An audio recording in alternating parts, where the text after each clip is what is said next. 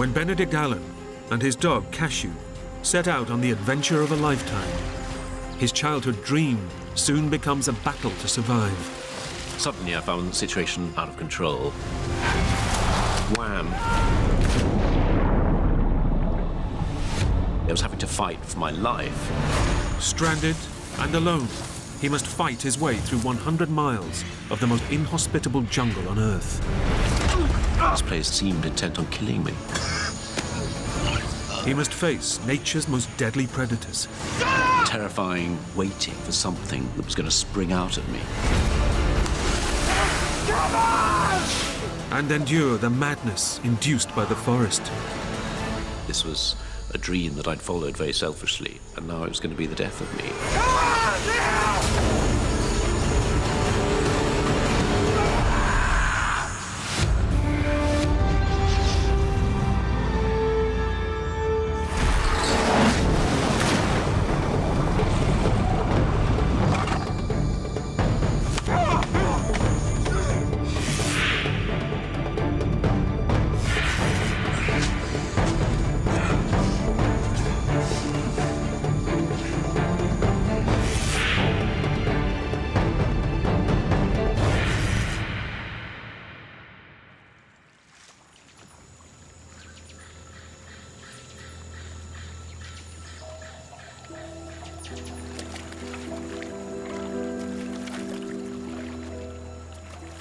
22-year-old Benedict Allen has always been a dreamer, and he's living his biggest dream yet. He's following in his father's footsteps and becoming an adventurer. My dad was a test pilot, and it was very exciting having this glamorous father. He used to fly these planes over the house.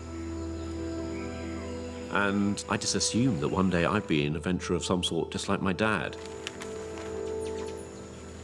I just wanted to be like one of those great explorers like Cook or H.M. Stanley or Livingston.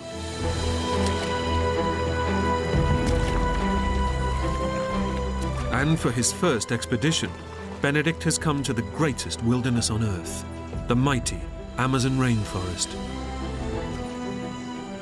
As a child, I read in my books about El Dorado, which was this mythical land of gold. But no one found El Dorado, and I thought one day that would be my destiny.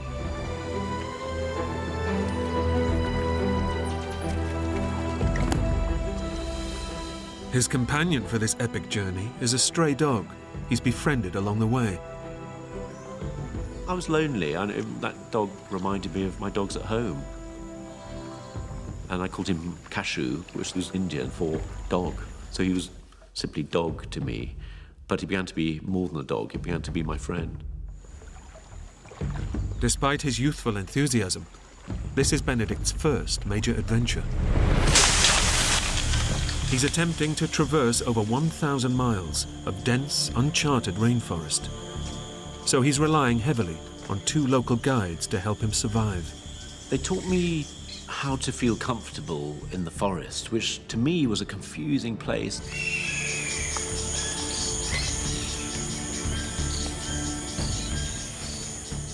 They began to show me what I could eat and what I had to avoid, how to hunt. I was utterly dependent on these 2 men and their extraordinary library of knowledge, because I knew nothing, absolutely nothing.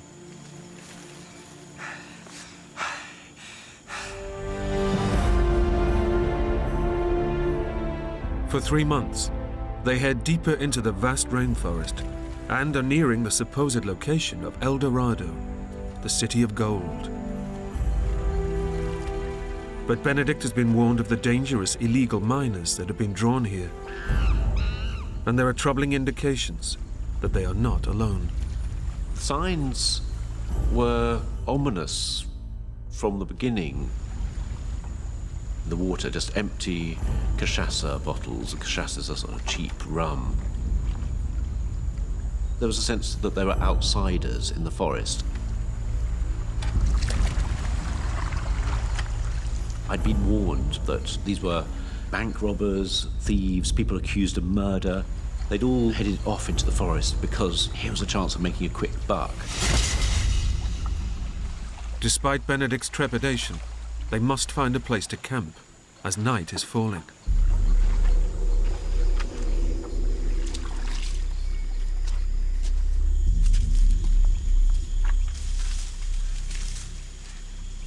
We went off through the trees, and suddenly we stumbled across this small settlement.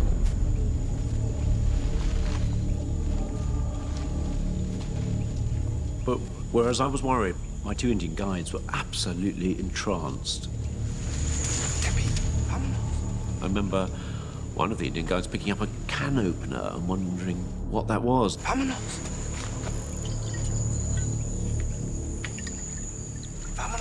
Suddenly, this character, Mendez, arrived. He was the classic gold miner. And I just felt I've got to get out of here. ¿Qué estás haciendo aquí, entonces?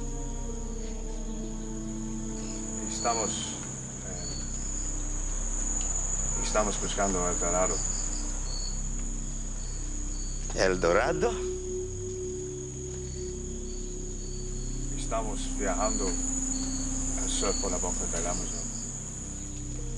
No, mi amigo. Si viajas para allá, muy peligroso. Los rápidos están lucidos, pero puede ayudarte. Mendez said to me, look, I'll be your guide. I'll take you down the river towards El Dorado.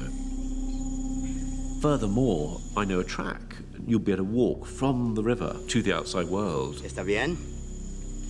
Divertimos.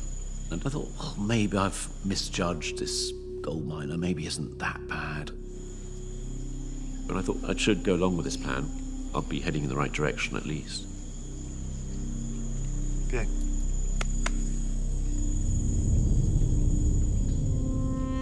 Benedict reluctantly agrees to the offer and settles down for the night.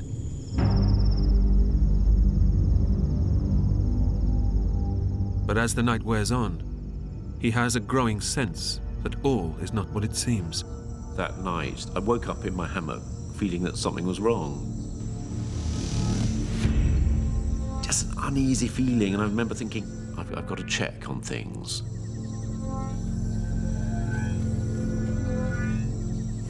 So I put on my boots, potted down to the river to see if my canoe was still there, see my supplies were there.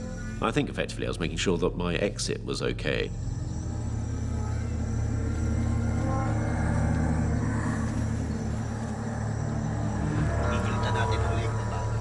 And I heard this conversation going on between Eduardo and Mendez, and they were discussing me. They were saying, why don't we go and slit his throat right now? Porque no rajamos la garganta ahora. Los indios que tendrán problemas si lo matamos. No. A ellos le dan igual. I had a rising sense of fear, and adrenaline began thumping in my ears. Venga. Lo hacemos ahora. ¿Quién va a ser? No lo haré. Cuando está durmiendo. And I realized I'm just going to be killed. These are my last moments alive. I just thought, go, I have to run, get out of here. Gathered my hammer together, my mosquito net, ran to the canoe. And suddenly, I was in the darkness in my canoe with my dog. And with his loyal friend Cashew, Benedict makes it away from danger. My first thought was relief. Then I had this terrible, dawning realization that I wasn't safe at all. I was surrounded by forest. It was the middle of the night, and I was very, very alone. Without his guides, Benedict is now stranded in over 2 million square miles of rainforest, with no one to show him the route out. I really was not at the end of a nightmare, but at the beginning of one. Cashew. Let's get out of here, boy. I paddled upriver for maybe an hour, and I thought, I'll just calm down, I'll just pull into the side.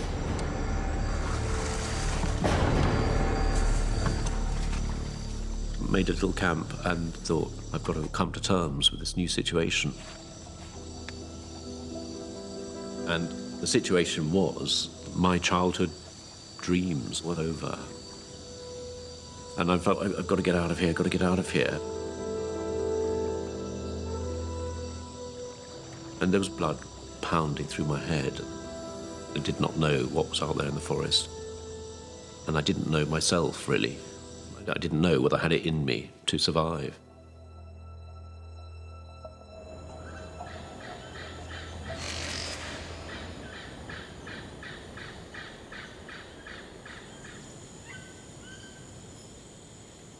As the first light came up, I could see this forest, absolutely immense, and there I was in the middle of it, absolutely alone. It was terrifying that first morning.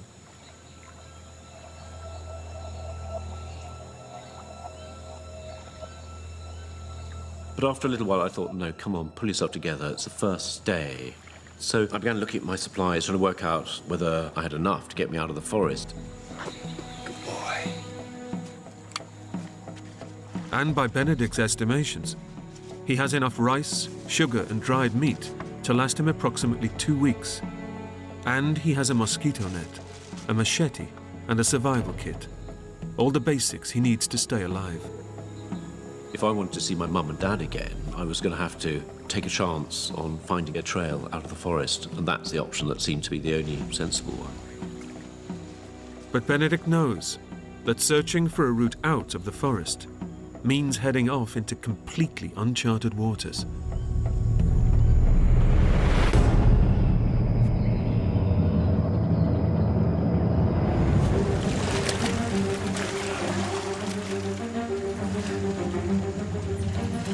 I was actually going into the interior. I was heading upriver. So for the moment, until I found that trail, I was heading into oblivion.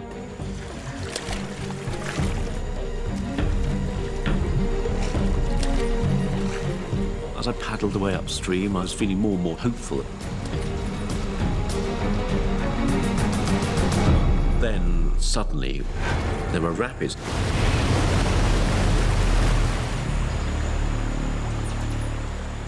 I remember thinking, come on, Benedict, pull yourself together. You've got to get out of here. Spent a lot of time dragging the canoe through the rapids.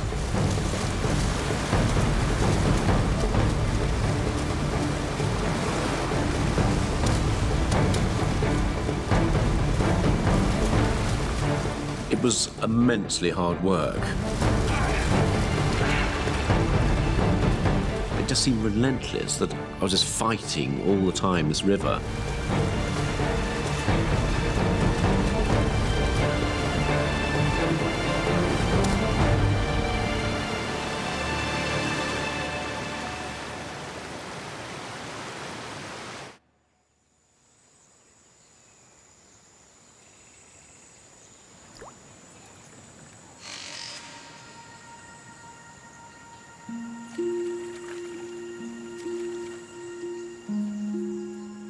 After 3 days on the river, fighting countless sets of rapids, the harsh reality is sinking in for Benedict. He's heading deeper and deeper into the forest, and there is still no sign of the trail.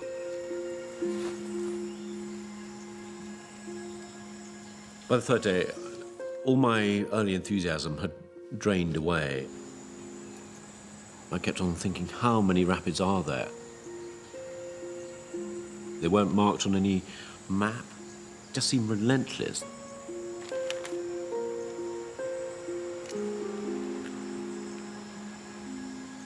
Physically, I felt a wreck. My hands were in ribbons and blisters all over the place, burns from this rope.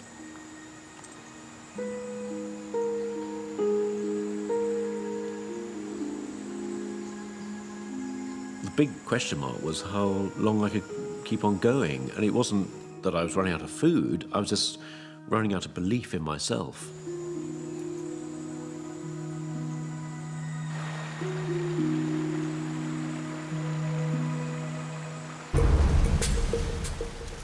By mid-afternoon, it seems Benedict and Cashew have cleared the worst of the rapids.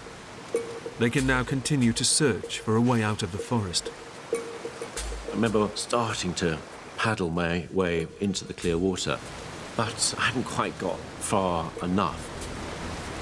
Suddenly I found the situation out of control. I started going backwards. It became absolutely terrifying. I realised that I was fighting for my survival. I had to keep this canoe upright. But then, wham!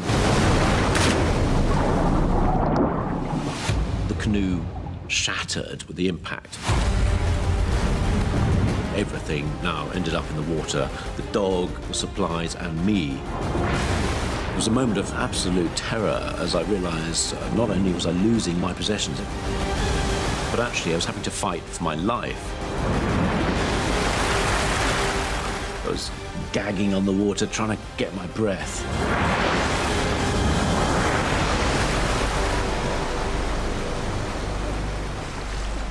Finally got some purchase and waded my way towards the riverbank.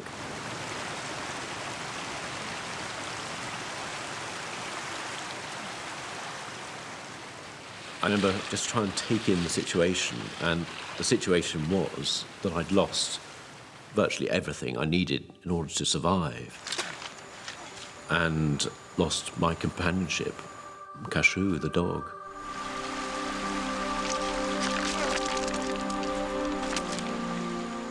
Yeah, it was a sad moment just because he was my friend, my companionship. He was everything to me. And as Benedict sits on the riverbank, he realizes that along with Cashew, his hopes of survival are slowly drifting away. First thing that struck me was I didn't have any food. Then I realized I didn't have a hammock, didn't have my mosquito net. There were so many worries going through my head. Would I end up starving to death? Would I die slowly of malaria? It was difficult to imagine how I was going to end up, but whatever way, it didn't look likely that I'd ever see my family again. Benedict knows that no one will be looking for him, because his expedition is not due to finish for at least 3 months. And with no food or medical supplies, he'll be lucky to survive a week. The situation was beautifully clear in a way. If I stayed where I was, I thought I would just die. I thought I've just got to get out of this place. I thought, what have I got to get me out of the forest? There was an old rucksack. There was a water bottle, a machete, but above all, my survival kit. Fishing hooks, fishing line, distress flares, spare compass.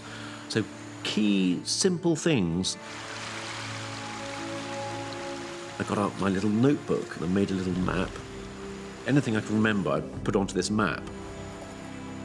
Benedict realizes that the river is no longer a viable route, and the only possible way out is to walk directly into the jungle and attempt to hike out on foot.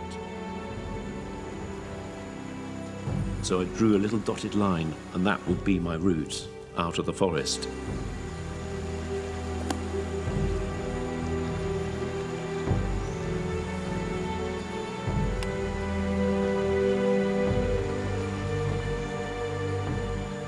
And it was a huge, huge moment as I walked away from the sunlight into the unknown.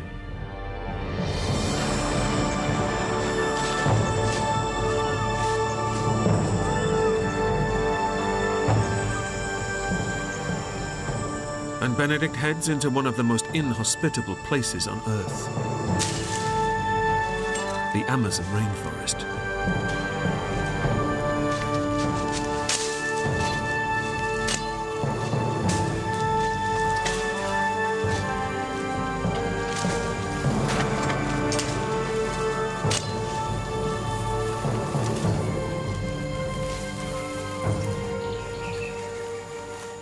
The forest that I saw seemed a very different forest from one I'd remembered. very, very thick, difficult to get through. And so I thought, I've got to keep absolutely clear about what I'm meant to be doing.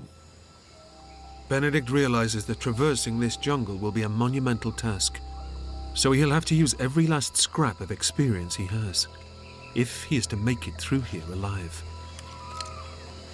And I reckon I walked absolutely straight, maybe 100 miles. That would take me to the outside world. So I thought, I'm going to count every single pace. When I got to 100 paces, I made a little notch in a stick. And that way, I'd know that I was nearer help.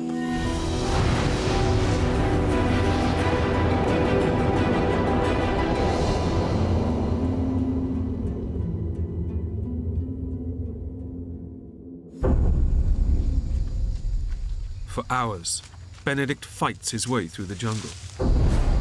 But as night falls, he can go no further. And when the sun goes down, the searing temperatures plummet. So he makes a shelter, using a technique he learned from his guides.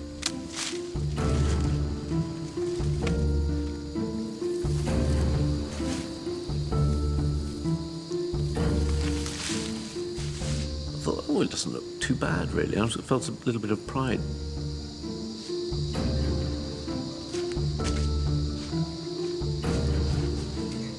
And then lay down and realised that I was wet. There's more dampness coming up from the ground. I lay there, sweating away, and then felt incredibly cold. The brutal reality is that Benedict isn't prepared for this at all. In the 100% humidity, he has no way of keeping dry or warm. And with his mosquito net gone, no way to protect himself against the deadly disease he fears the most, malaria. Then the insects started moving in, and a long night began.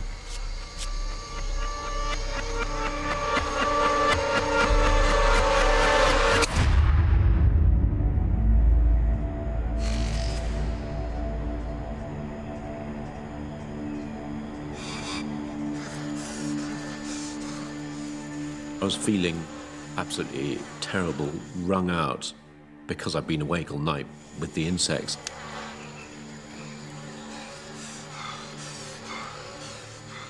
And I had to light a fire and dry out my clothes just to fend off this clawing wetness which wore you down. I felt very burdened by the forest. I just thought, I've got to get out. I've got to get out of this place. Benedict resumes his hike towards the outside world, but so far has only managed 4 of the 100 miles he has to traverse. It's been 4 days since he last ate, and he's beginning to weaken. I was starting to feel hunger pains. And I knew that unless I sorted out some sort of way of getting food, I was just going to die of starvation.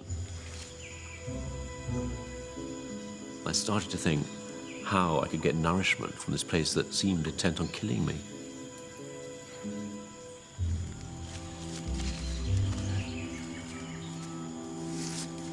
So I thought, okay, I've got to settle myself down and build a few traps. And Benedict knows that if you want to trap an animal, you have to find its trail. You make 2 parallel lines of sticks that you jab into the forest floor, and you funnel the mouse along. And there's a little bit of bait that you put at the end, and it triggers a mechanism, and boom, a log comes down and flattens the mouse, and you get this flat rodent for your supper.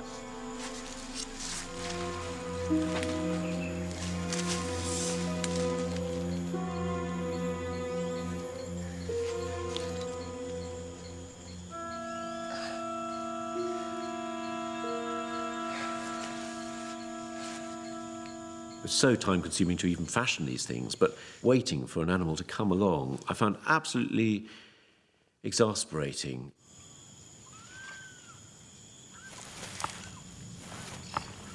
I thought, I'm totally incompetent here. I don't belong in the forest, and furthermore, the forest seems to know it. It's almost like I'd been found out.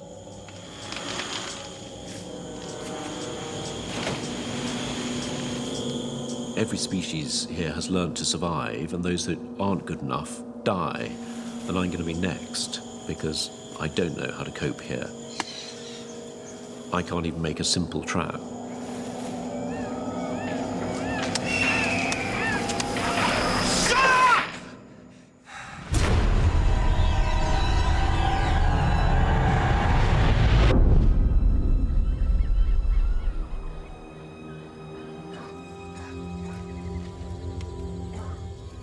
I began to dread every evening. It was a question of trying to light fires, and I had to find water to boil so I could drink it.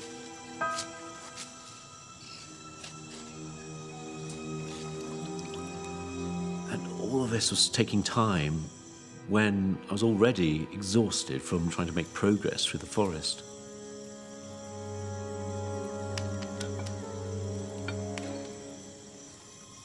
I used to dread the loneliness of night and wish for the morning again, but in the morning, no relief.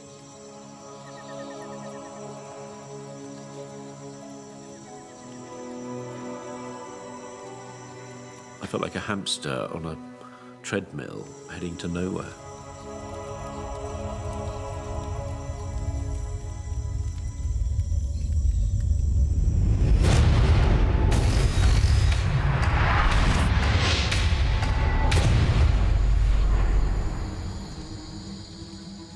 Benedict has managed to fight his way through 25 miles of jungle, a mere quarter of the distance he believes he needs to travel to reach the outside world. The only food he's eaten are the tips of ferns, but it's not enough, and he's beginning to experience the first effects of starvation. My hunger was really bad. I felt weak. I was doing less and less miles every day and feeling more and more confused. And weakened by hunger, his body is becoming too frail to withstand the jungle's constant onslaught. Insects were more of a problem, and so were the bites. Some of them were starting to fester and weep. All of this was sort of visible evidence that I was being attacked.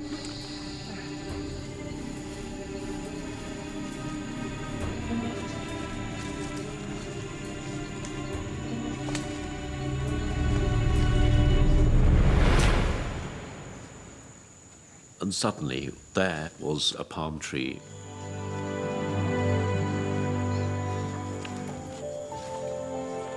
It was a Marija palm.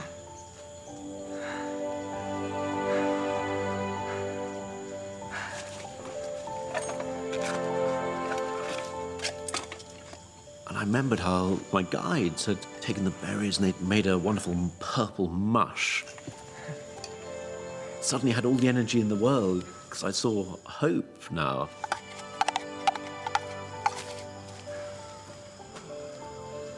I drank down this wonderful, nutritious liquid. God, it felt so good to have my stomach full.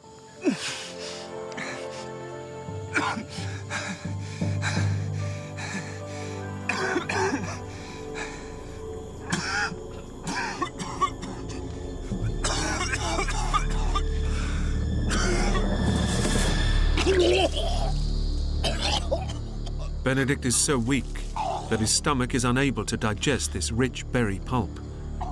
And as starvation takes a stranglehold, his body is beginning to break down.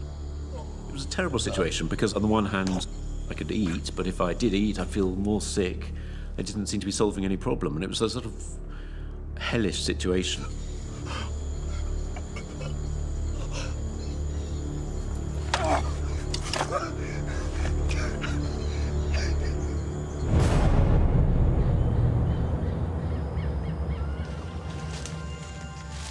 Despite his sickness, Benedict pushes onwards, but he's getting weaker by the hour, and it's not just the result of malnutrition. Gradually, I realized I was succumbing to something.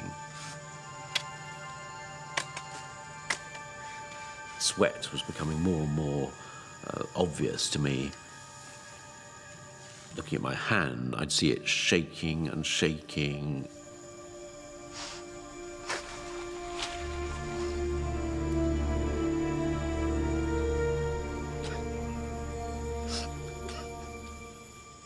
I was sinking into a delusional state because I wasn't able to control my thoughts. After almost 2 weeks of relentless attack, Benedict has finally succumbed to his biggest fear. I thought, this is the taste of malaria that I'd always been warned about. And now it's my turn to experience it myself as someone who was exhausted and starting to starve to death. The malarial parasites are destroying Benedict's red blood cells, starving his body and brain of oxygen. And knowing he faces almost certain death in the forest, his thoughts turn to his family, over 5,000 miles away. It was a sort of sadness at first, feeling of terrible defeat. I thought no one's going to be able to imagine what my last days were like. I had a feeling also of disappointment. I'd beat my mum and dad. But the truth was, this was a dream that I'd followed very selfishly. And now it was going to be the death of me.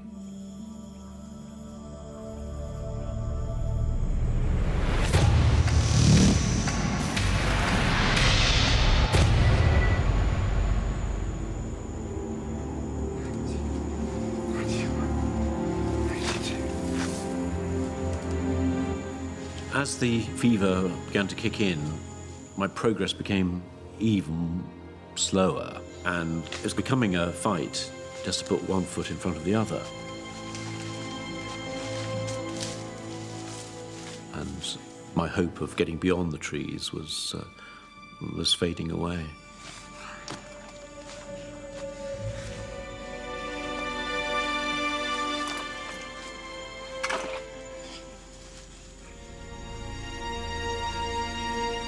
Suddenly, I had this feeling that there was something out there,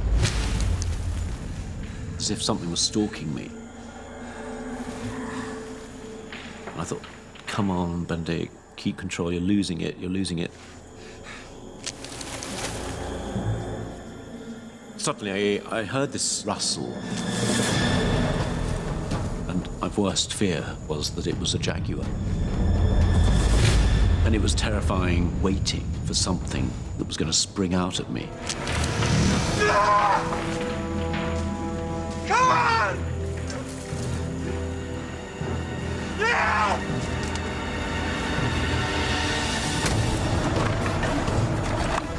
I fired off a couple of distress flares.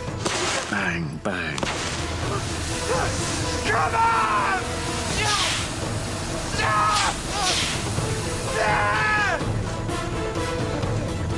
And nothing.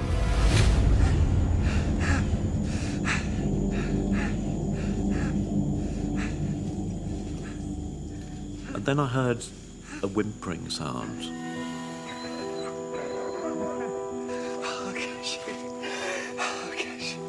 Well done. Incredibly, after vanishing in the rapids 2 weeks before, Cashew has tracked his old friend through 40 miles of rainforest. And all at once, the horrors of his situation seem to drift away. Suddenly felt like I'd been given a miracle, a sign of hope that everything was going to be okay again. I had someone who could understand what I was going through. That restored a lot of myself somehow that I'd lost, that had been taken away by the brutality of the forest. Cashew's reappearance has lifted Benedict's spirits and reinvigorated his determination to get home. But he's desperately malnourished, fighting a killer disease, and rapidly running out of time.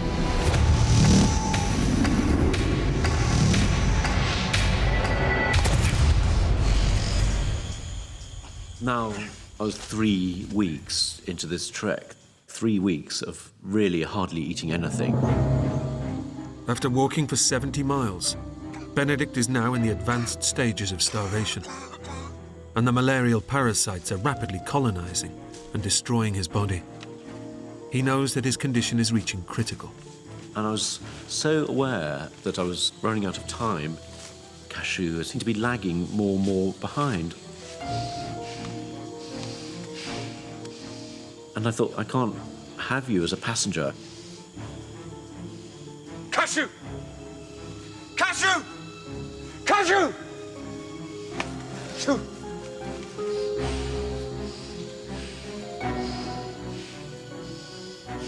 I began to think, hold on, there's all this flesh on you.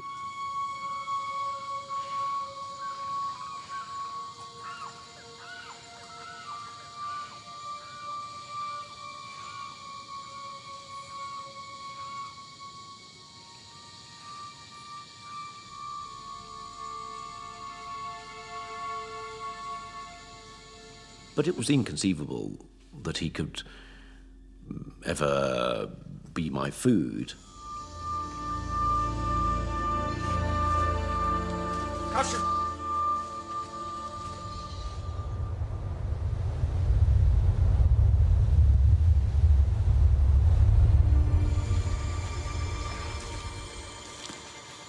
As the day wore on, I began pining for water, and I realized I wasn't just starving, I was dehydrated. Benedict's life is now hanging in the balance. The combined effects of starvation and malaria mean that he must take on more and more fluid, but it's becoming ever harder to find.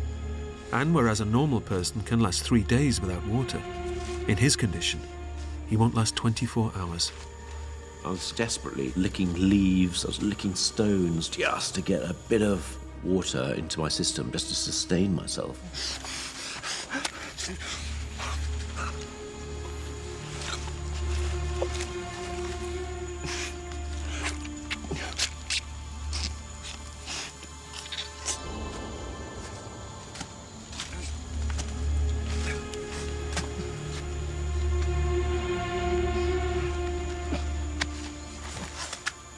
I found myself side by side with the dog, actually lapping water like a dog. I thought the animal in me is coming out in order to persevere.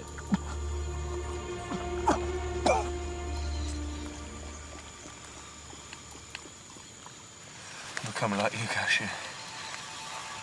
I was in a desperate state.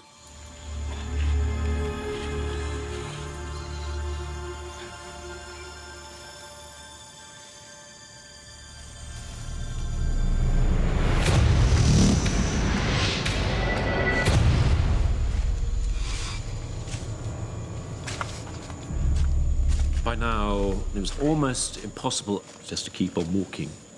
It was a real crisis point. Mentally, I had less of a grip on what was going on. Where I was, whether it was day or night, what was happening, what was in my imagination.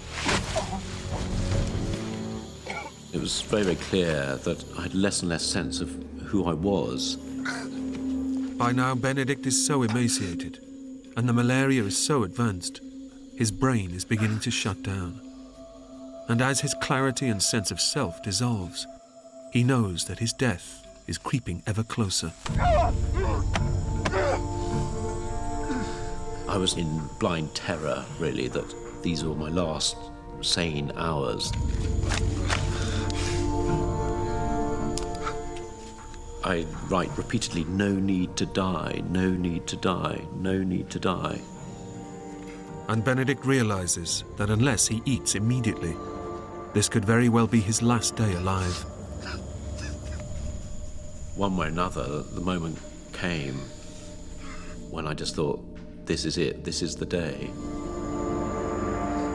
The day when I can actually gather myself together, pick up my machete and kill the dog. Without the nutrition that Cashew will provide, Benedict is a dead man. He now has no choice but to kill his only friend. It felt like I was an executioner at this stage. But I remember this terrible cowardness of walking up behind it, knowing I couldn't actually face killing the dog in front.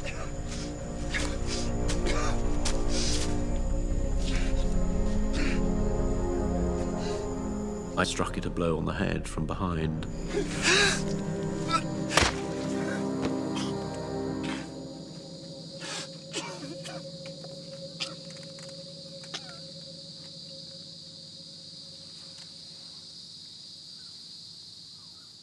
Suddenly, there was a way out of this hell.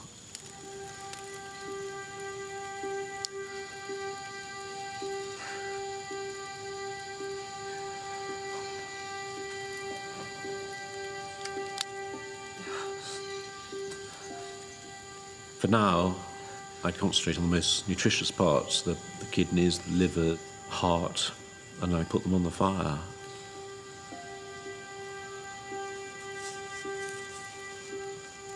I just sort of quietly ate them, and rather sorrowfully, actually.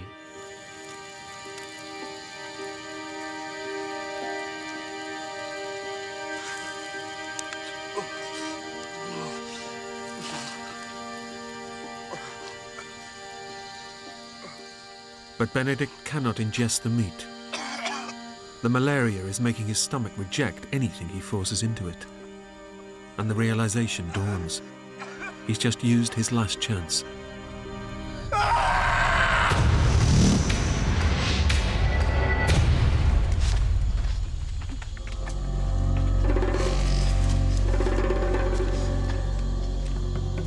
When I thought it couldn't get any worse, it did get worse. I lay on the forest floor, racked by pain. My liver, my kidneys were being attacked. I was fighting just to keep myself sane. Benedict's malaria has now reached the final and fatal stage. The parasites are aggressively multiplying and destroying his vital organs, causing his body to collapse. Within 24 hours, he will experience first coma, then death. This was the moment when it could all end very, very quickly. I had this rising sense of panic that I had to get out of the forest. I had to do whatever it took.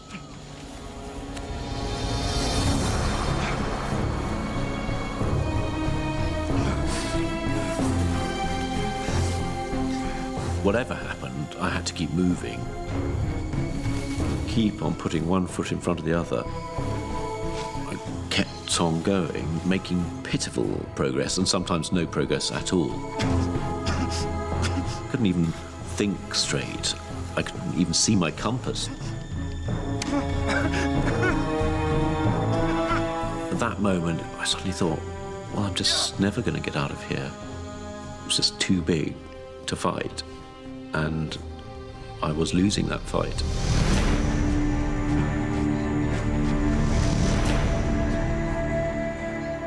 Benedict simply cannot go on. He's just too weak, too ravaged by disease. It was a terribly lonely moment, thinking this is the end.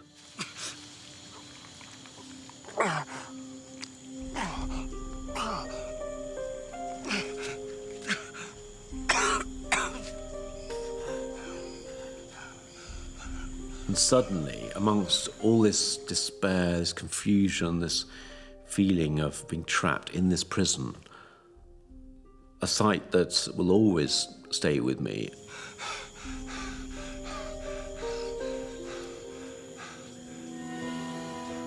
I saw this cut branch.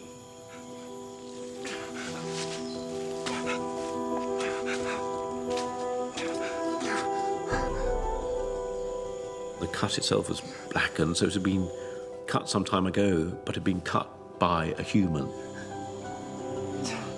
And I realised there was actually quite a few of these branches. This was actually the edge of the outside world.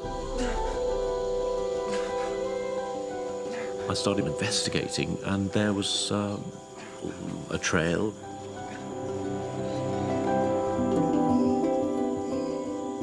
And then extraordinary thing of just seeing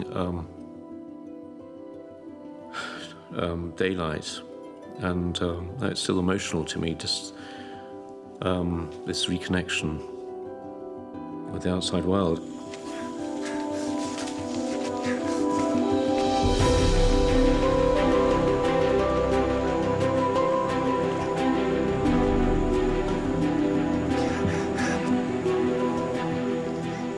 The one thing I've been looking forward to, praying for, imagining, was suddenly there, and it was absolutely overwhelming.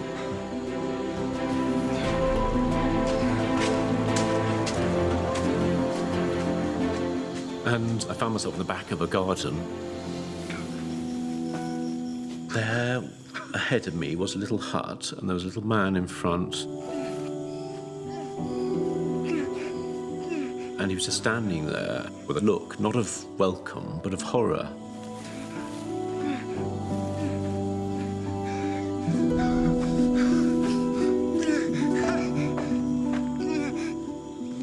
And that was my last memory.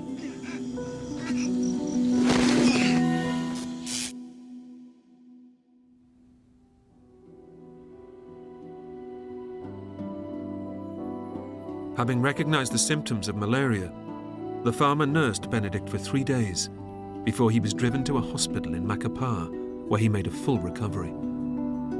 Benedict returned home to be reunited with his parents 1 week later.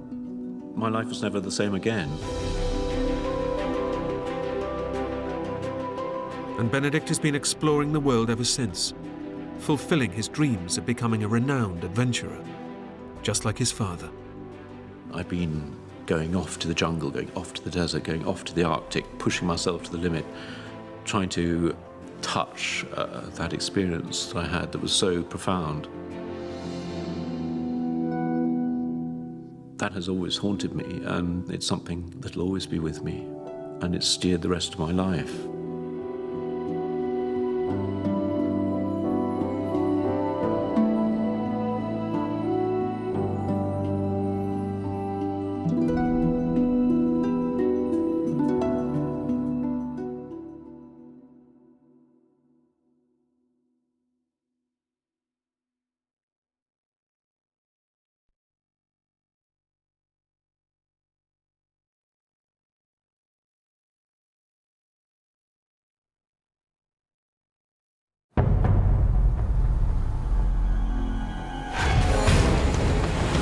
When Steve Callahan's boat sinks in the middle of the Atlantic Ocean, he's stranded in a tiny life raft thousands of miles from land.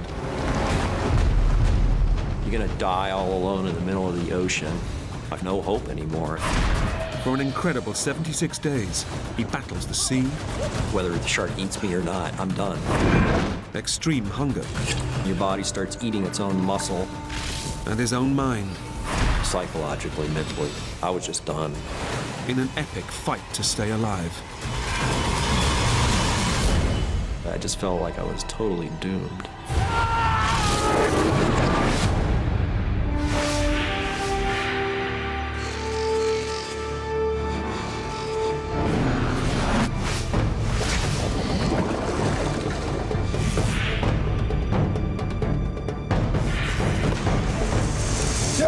I'm here!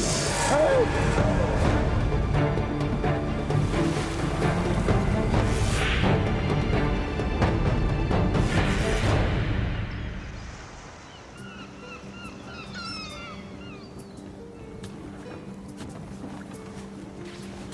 29-year-old Bostonian Steve Callahan is halfway through the sailing trip of a lifetime.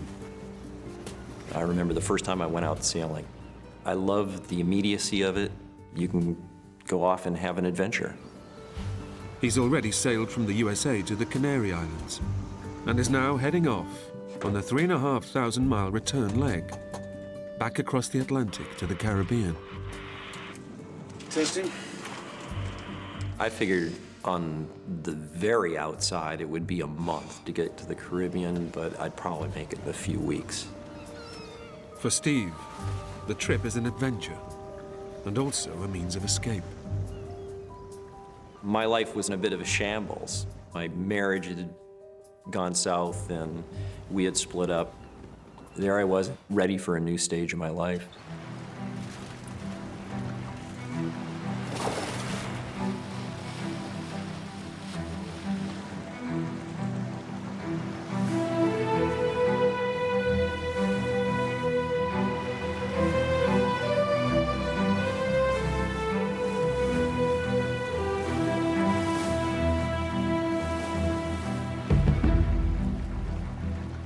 Steve is hoping that isolation on the open seas in his self-built boat will help him leave a difficult year behind. I was really on my own out there, which was fine. I didn't need people. I didn't really need the society so much. I pictured myself more as like a sea creature. In Steve's first week at sea, weather conditions could hardly be better.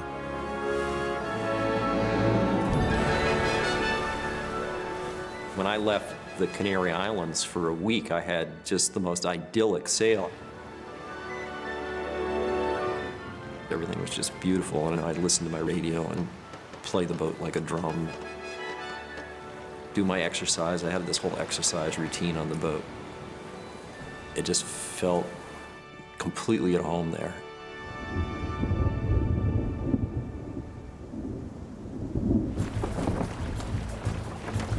But 800 miles and 1 week out into the mid-Atlantic, the weather begins to change.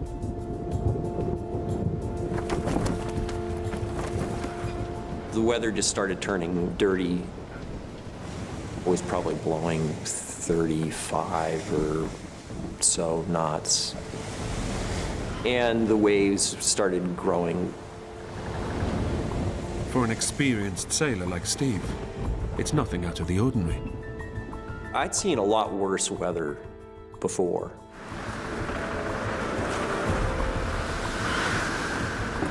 And so I figured, well, it'll probably be a day or two and this will scoot by. And I wasn't worried.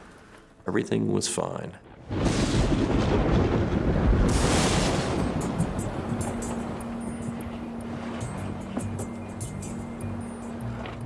As night falls and the rough weather continues, Steve switches on the autopilot and beds down for the night.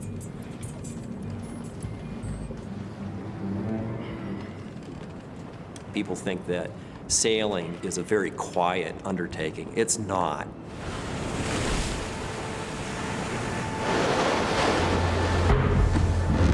Big waves are slamming against the side of the boat.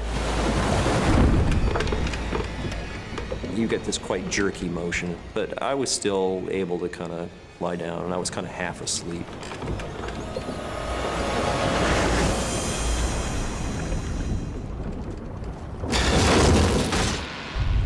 All of a sudden, there was this big bang on the side of the boat. There was just this huge flood of water immediately. Steve has no idea what he's hit, but the boat's hull has been torn apart.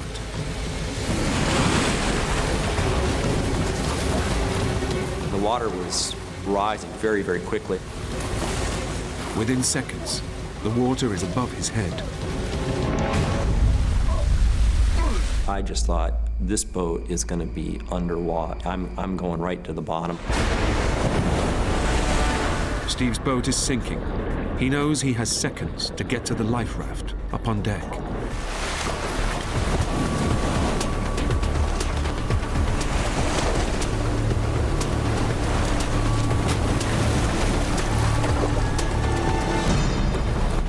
So I yank on the line, and the line keeps coming out. No, nothing. It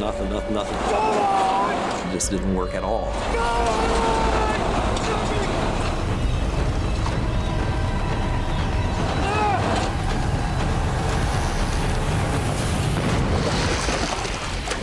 Finally, boom, it pops open.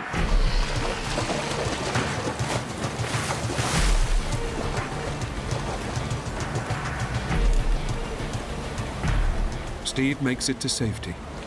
But just as he's about to cut himself loose, a terrifying thought hits him.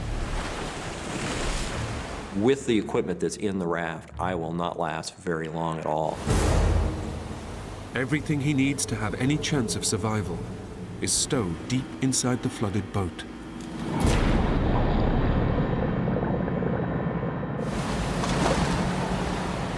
It was essential that I go back on the boat and dive down and get equipment. Even though I realized that the boat could slip under the waves at any moment. Against every instinct, he knows he has no option but to dive back down into the sinking boat.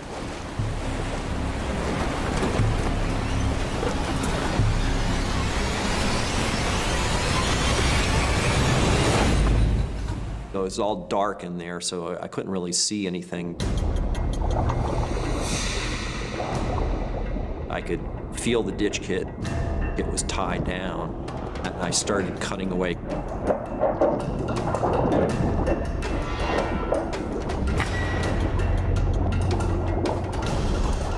Steve frees his emergency supply kit. But just as he makes it to the exit hatch, The hatch slammed closed. The boat's covered with water. I'm going down. I thought that was it. If I don't get out of here right now, I am going to die. There's 100% certainty of that.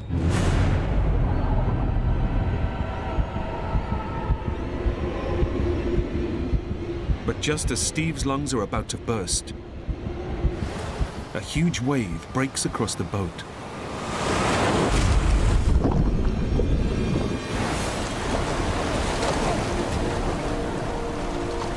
All of a sudden, there's air.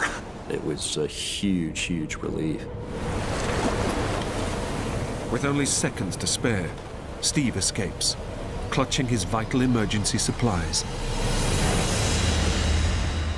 I jumped into the raft and I saw that I was drifting away from the boat. Steve can only watch as he drifts away from not just his boat, but also his dream.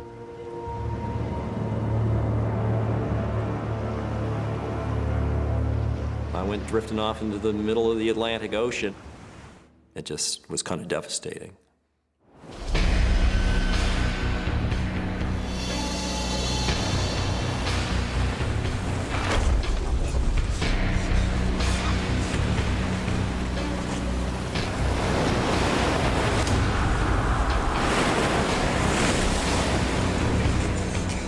That first night, it blew hard.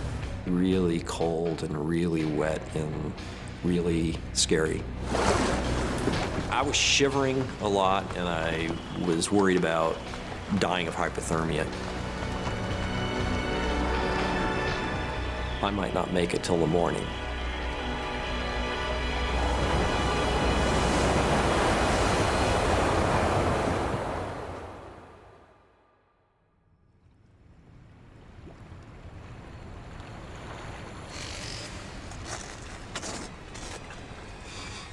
Dawn breaks to reveal the true horror of Steve's situation. His boat is gone, and he is alone in the middle of the Atlantic.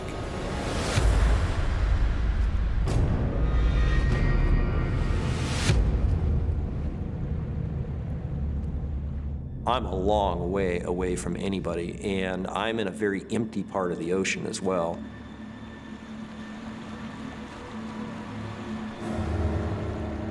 I am just this teeny little thing surrounded by this immensity of sea. It was kind of overpowering. Steve has no means of communication and knows that no one will be looking for him. I told people at home, I gave them 5 or 6 weeks after I left the Canary Islands as being, don't worry about me if I don't show up this time. Steve calculates he's 1,000 miles from land and completely at the mercy of wind and currents as they push him further westwards, out into the ocean. I was in a place where there was basically no shipping, and I really needed to get to the shipping lanes to have any chance of being picked up at all. Steve estimates that the shipping lanes are 350 miles further west. But even if the winds still push him in the same direction, it will take him at least 2 weeks to get there. And he only has a tiny supply of emergency drinking water. I was worried. I had 8 pints of water, which theoretically was good enough for maybe 8 days. Without enough water, he has almost no chance of making the shipping lanes alive. It's a great irony that the world's biggest desert actually is the ocean. You can't drink any of the water there. There's no shade, and my chances of survival were almost hopeless. Along with a harpoon and a few other supplies he rescued from his boat, Steve discovers 3 emergency water purification kits, known as solar stills.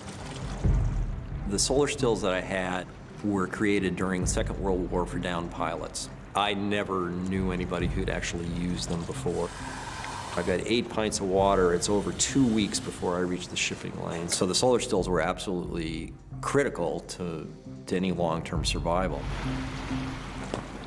Steve fills the still with seawater, knowing that the heat of the sun should separate the salt from the water.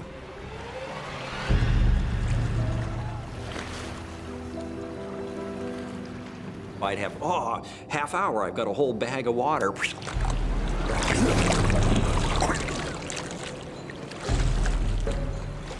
I kept trying them again and again and again. Steve cannot figure out how the solar stills work.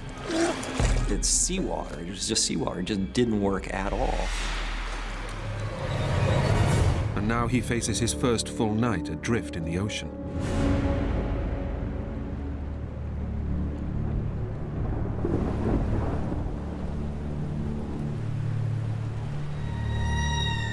I was desperately lonesome, and there was no part of this that was not kind of a hellish experience. Steve knows that it's essential he solves his drinking water problem, and the storm gives him an idea. I knew that most survivors had relied on collecting rainwater. If Steve can use the raft's canopy to collect rainwater, he may have hit upon an answer.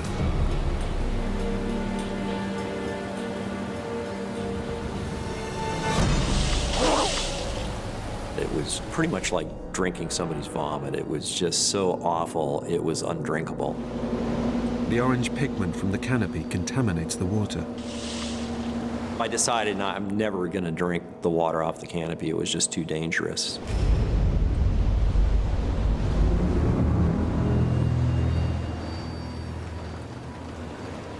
Steve's quest to find solace out at sea has resulted in horrific isolation, and he can see no way out of his ordeal. I wrote my own epitaph that day. My name is Stephen Callahan. I was shipwrecked at approximately this position. I am drifting in a 6-man raft.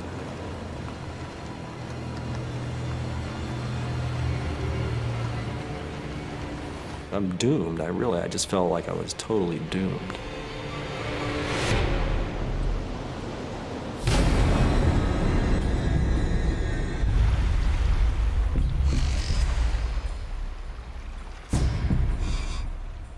The currents are pushing Steve westwards, towards the shipping lanes, his only chance of rescue. But he's over 2 weeks away, with only enough water to last him a few days. It wasn't going to keep me alive very long. You know, I'm taking a little sip every now and then, hardly even swallowing it, really. It's just being more absorbed. I'm getting really thirsty.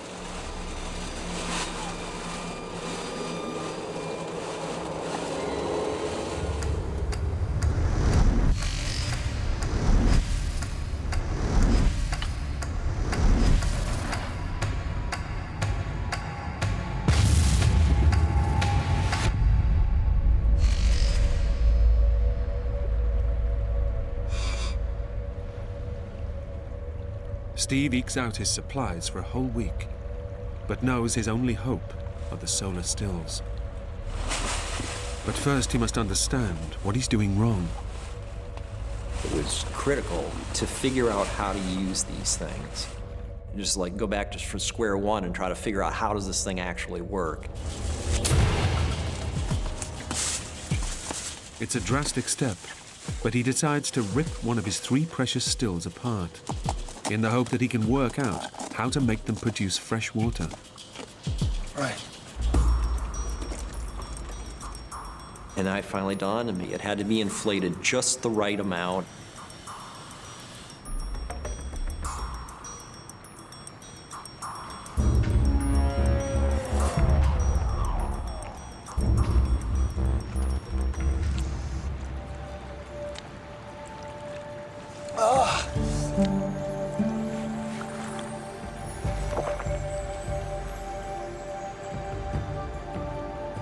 To get the solar still to produce, I'm talking a spoonful of fresh water was like the hugest high I could possibly have.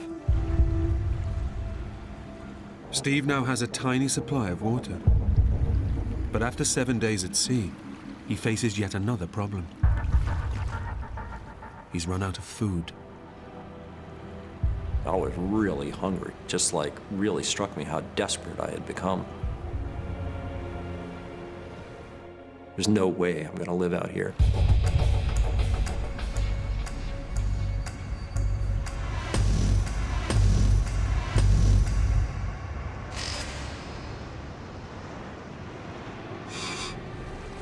But just as Steve is beginning to think that the ocean is bereft of life, immediately my heart kind of jumped in my throat. There are fish here.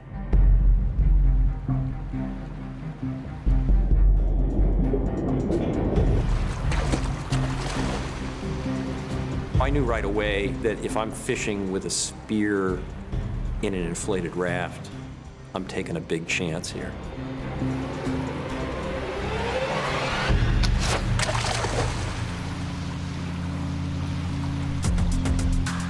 I kept trying and nothing would work. I just couldn't spear one. It was very frustrating. Steve spends the whole day trying to catch fish. But just as he thinks he may finally succeed,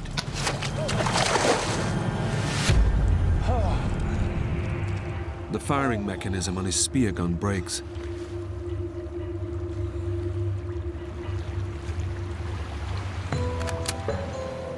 Now, I don't have a range of 6 feet, possibly. I have a range of about 18 inches.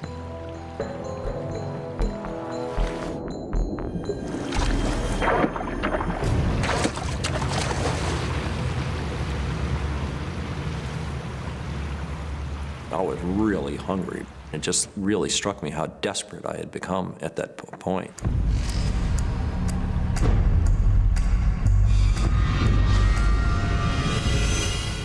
For days, Steve continues to try and catch fish, but to no avail.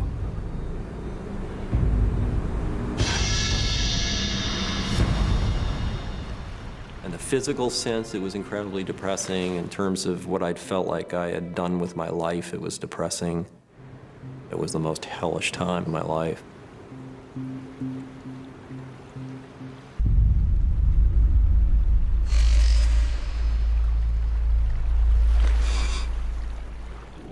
All Steve's attempts to catch fish have failed. But if he gives up, he'll die of starvation. I knew that this was not going to be easy. The fish has got to be right under the spear tip.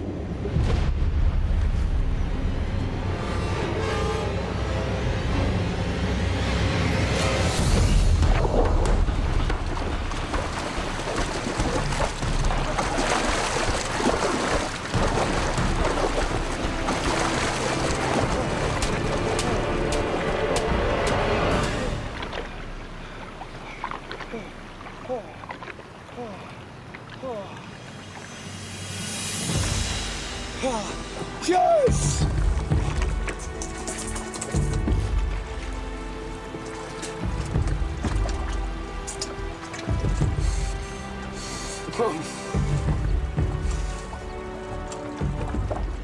By day 14, I've caught my first fish and I've produced water. So now, as long as the raft stays in one piece and I keep my act together, I might be able to live out here indefinitely. For the first time in 14 days, Steve has a sense of hope. But the vast and deadly ocean is not about to let him rest.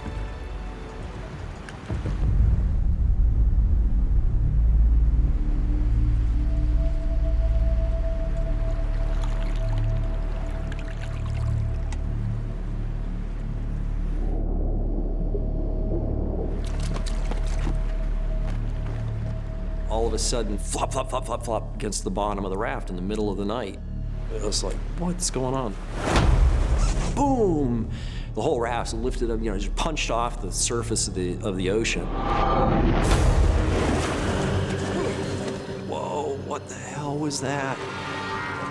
A massive shark is attacking Steve's life raft. It was gonna rip apart the raft.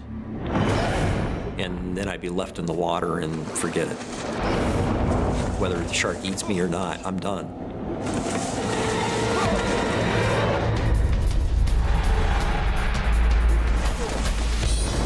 I was so freaked out about it. I thought for sure that was gonna be it. I was being attacked. This thing was really whacking away at the raft.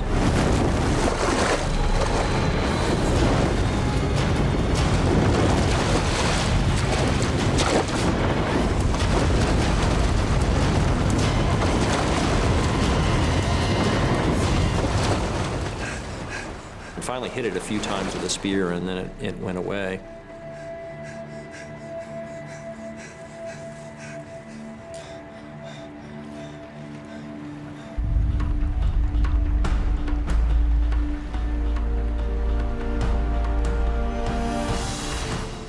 There's a ship right there on the horizon right in front of me.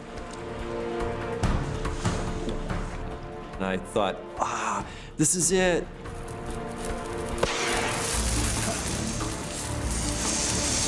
I'm here! After 15 days lost at sea, Steve has finally drifted into the shipping lanes. Come here! Yeah! Come here! And it's perfect conditions, it's fairly calm out, completely black night, perfect for flares. Help! Help! It looks like the ship's coming for me. It keeps steaming towards me, and I was convinced that it had seen me. And it was close enough I could smell the diesel in the air. To Steve's utter elation, rescue has come at last. Cheers!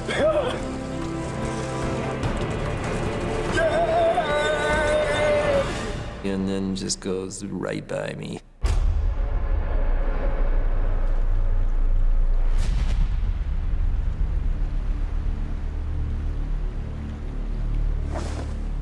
I'm sitting there rocking in its wake after it went by. I was most disappointed in myself because I knew that was probably going to be the case with the ship. It's really, really hard to see something at sea, even if you know it's there and you're looking for it. So if you're not looking for it, it's really hard to be seen. Steve is once again left alone in the ocean. But at least now, he has the real hope of being spotted by passing ships.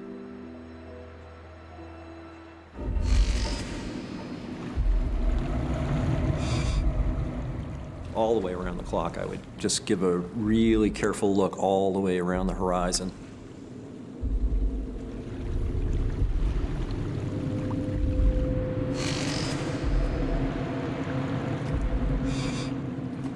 Every morning was a bit of hope, and then every afternoon was like the depths of fatigue and despair.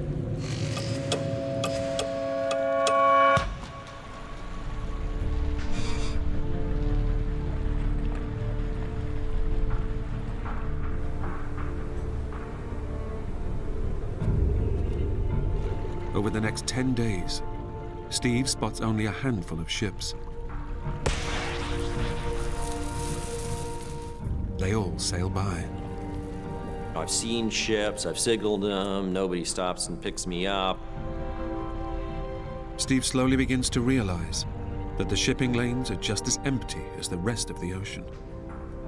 Having that whole fantasy blown to hell, basically, was definitively the hugest down.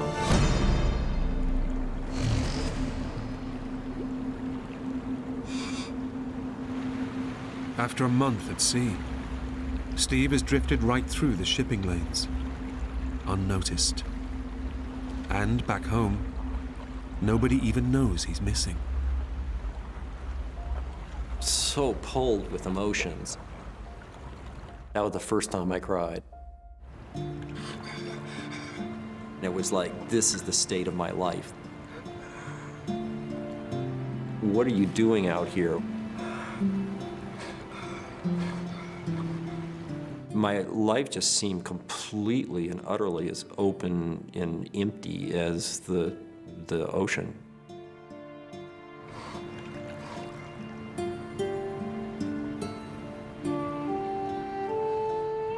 Steve has drifted an epic 700 miles, but now faces a devastating new reality. His next chance of rescue won't come until he reaches the Caribbean, another 1,000 miles away.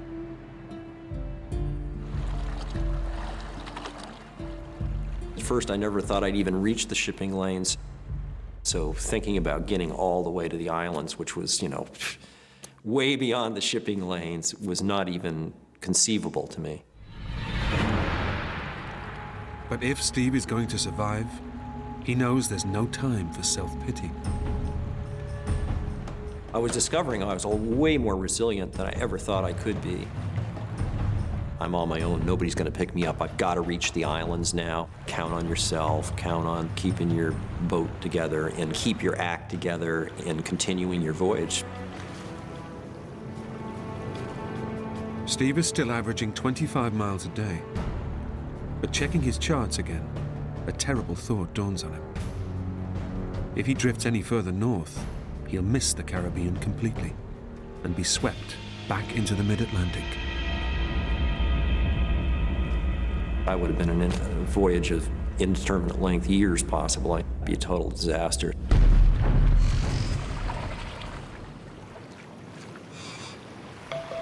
But conditions aboard the raft are also placing Steve's survival in serious doubt. The environment was just incredibly horrible. I could never stretch out straight in the raft, so I'd lie down kind of curled on my side, getting cramps in my legs, so I could sleep about an hour at a time. I started developing all these little saltwater sores. And you're sitting in a salt-encrusted environment, so you're having literally salt rubbed into the wounds 24/7.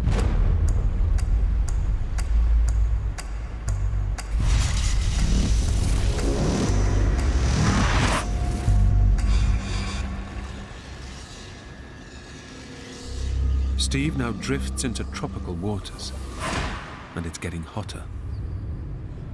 His body is desperate for more water than the 2 remaining solar stills can produce. The dehydration is just agonizing.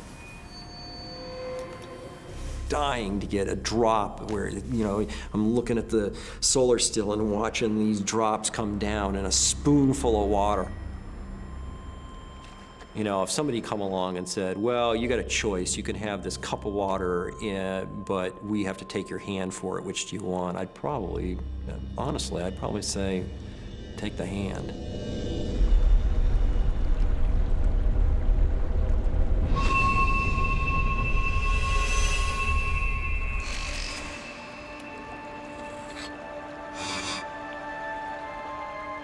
Steve is also increasingly ravaged with hunger. I was starving all the time, and your body starts eating its own muscle. As a result, I was getting skinnier and more desperate. There's just this great emptiness that can never be filled up.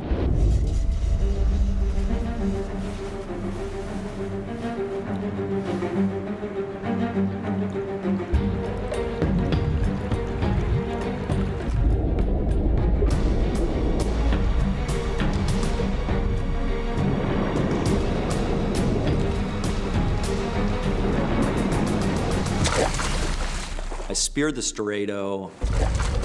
But just as he thinks he's landed a fish, It went right through it, and the Dorado just busted the end of the spear off.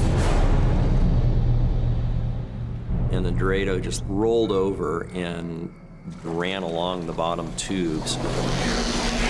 It was just like one of these, oh my God, moments.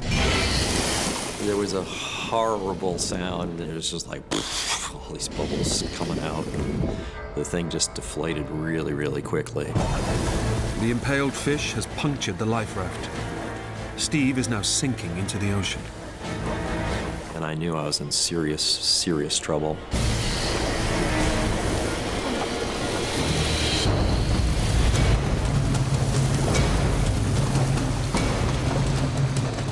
Pretty short order. The whole bottom tube was completely deflated. It ripped a hole about that long in the tube.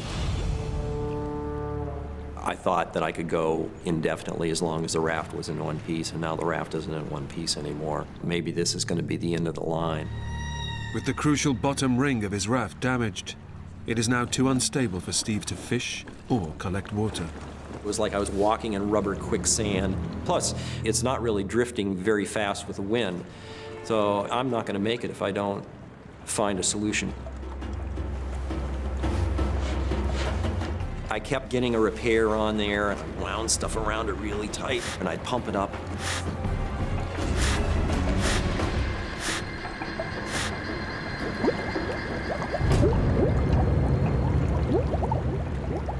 I kept doing it again and again and again for days.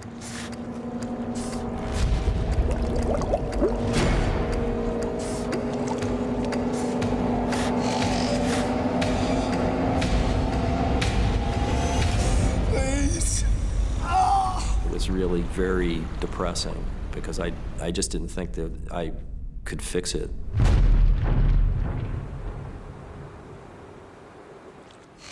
Steve knows the punctured raft is a disaster. He's going slower, wasting precious calories pumping it up, and now faces an even bigger problem. I started consuming both water and the fish that was hanging to dry. I was unable to renew that stock while the bottom was deflated. I imagine it wouldn't have been a whole lot longer before I would have died.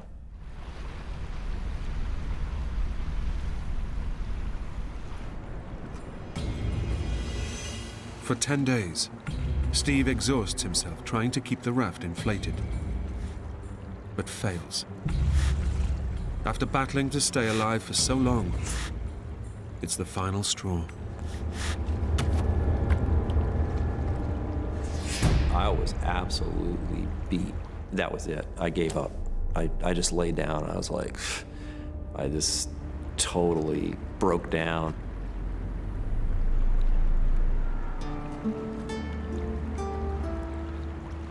You're gonna die all alone in the middle of the ocean. You've never done anything successful in your life.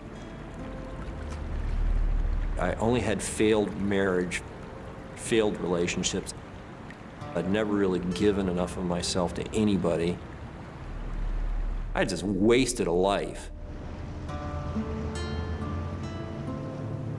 Starving, thirsty, and without hope, Steve feels that death is now a certainty.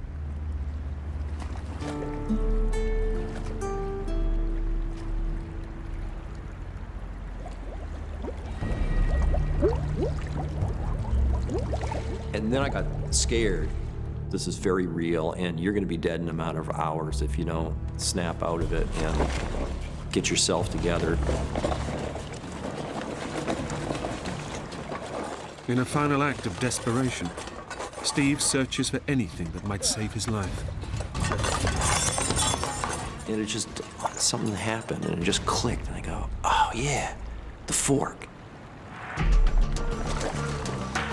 Steve hopes that a fork might just be strong enough to secure a patch to the raft.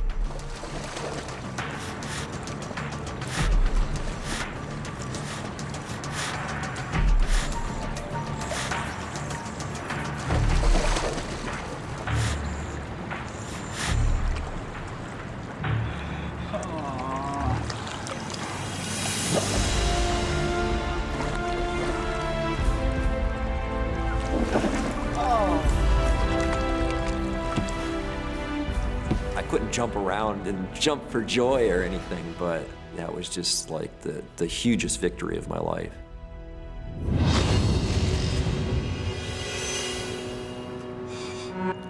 But Steve's elation is short-lived. His supplies have virtually vanished. He's still hundreds of miles from land, and his body is desperately weak. Well, yeah, I got out of that, but now what? I'm still doomed.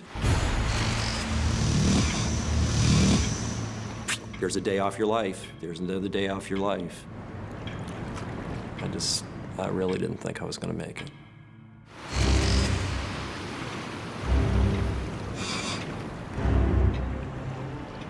It really was a period of just hanging on. Oh my God, this is such marginal life. Looking at my watch and thinking that minutes had passed, looking at it again and it being like 30 seconds had passed. It was like, it just seemed to drag on a really long time.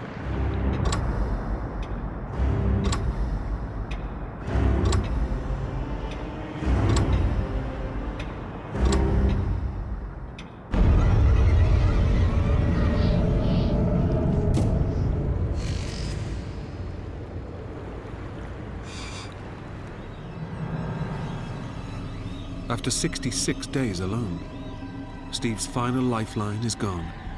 His solar stills have reached the end of their working life.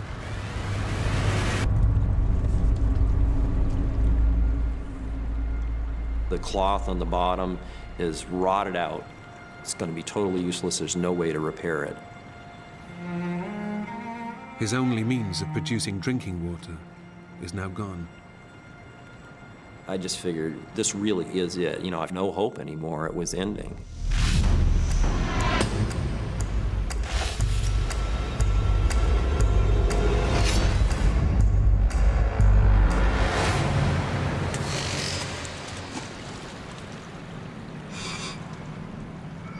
Steve now only has 3 cans of emergency water left, and his body's toxic salt levels are pushing his sanity to the limits. The physical part of me is going, hey, there's water over there, let's go snag that. But there was that overbearing rational part of me that was going, no, I don't care. Unless, you know, you are dying, you're not getting into that right yet.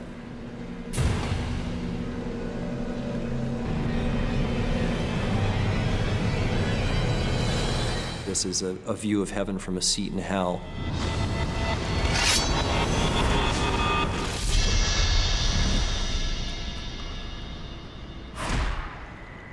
Alone on the ocean for over 70 days, Steve's body and mind are now shutting down. His only hope is to reach land. I expected to see the islands like days and days before now.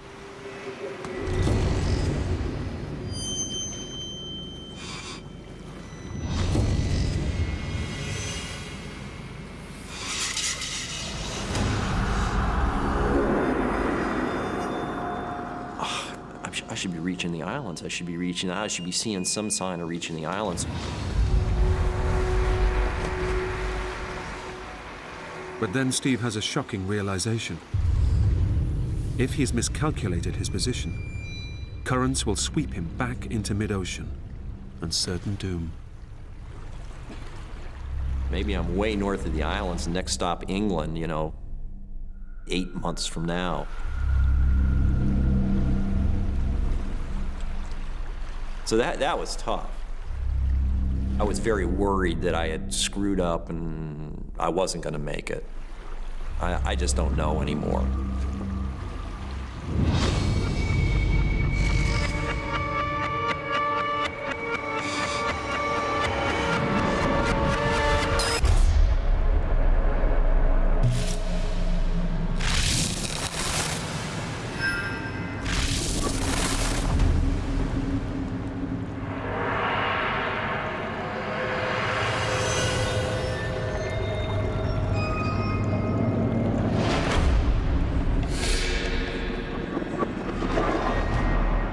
Maybe I'm dead. I've never been dead before. Maybe this is what it's like and this is what I deserve for my shabby life, and maybe I'm just gonna be floating around out here forever.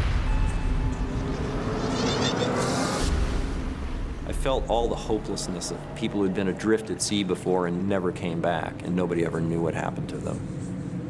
And here I was amongst them, and I could kind of feel them all around me. It just was a horribly desperate feeling.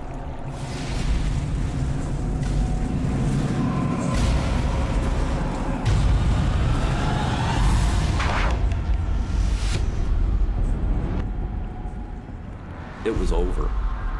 I was just done. I had no more to give.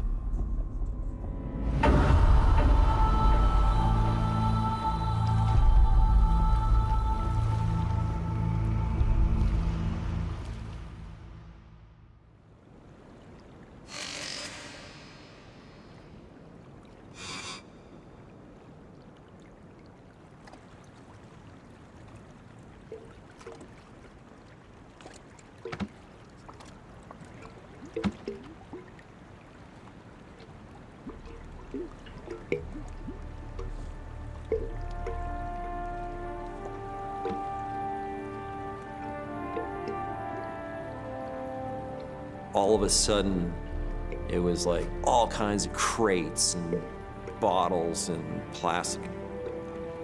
To me, that was the first definitive sign that I was coming into changes.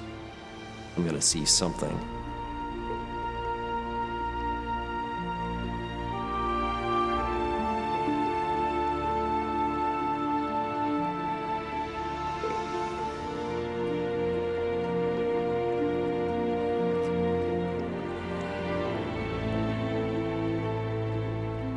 The sun rose. It was like, pff, there's an island in front of me. I couldn't have been more than 10 miles out.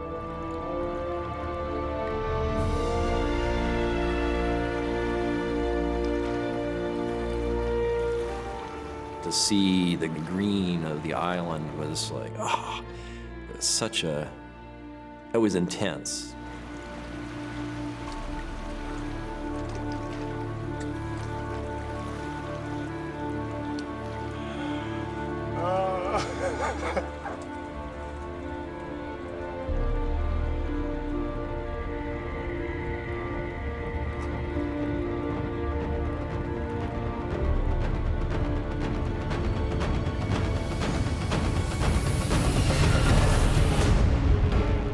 But to his horror, Steve realizes that the island is an impregnable fortress of vertical cliffs and razor-sharp coral reefs. Oh my God, I've come all this way, and there's no way I can make a landing. After enduring so much for so long, Steve can't let salvation slip away from him at the final hurdle. This voyage is ending today.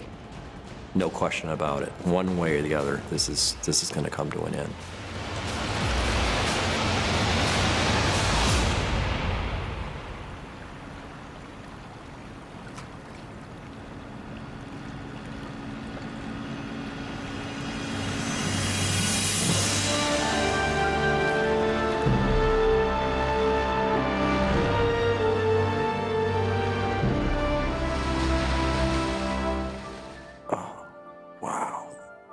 Great, somebody's actually, I couldn't believe somebody was actually out there.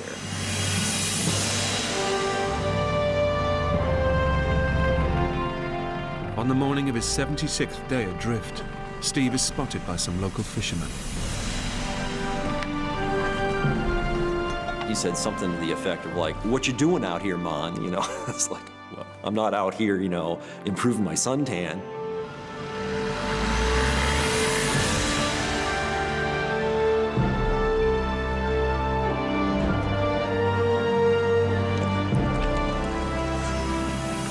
My senses were like plugged into an electric circuit somehow. They were all amplified so that every color was like really, really vibrant and every smell was really, really intense.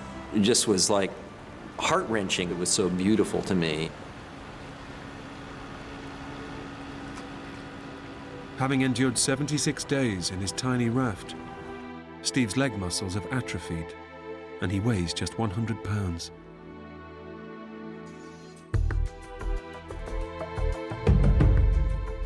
After 6 weeks in the hospital, Steve is reunited with the parents he thought he'd never see again. The small island of Marie-Galante, where he's found, is just 60 miles south of his original destination, Antigua.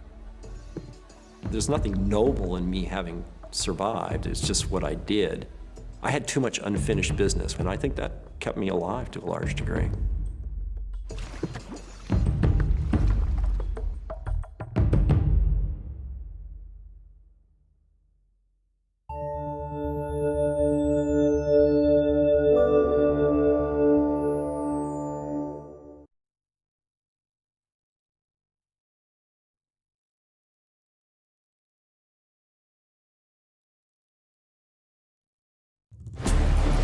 Two childhood friends on a dream holiday, fishing with a guide in the Sea of Cortez.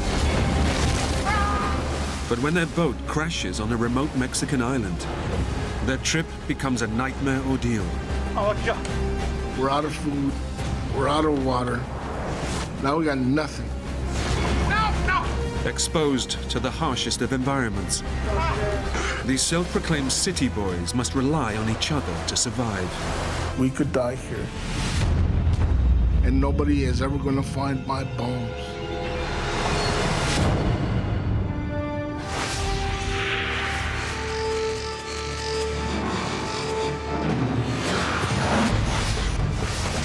Jump! I can't do it! You get over here! Jump now!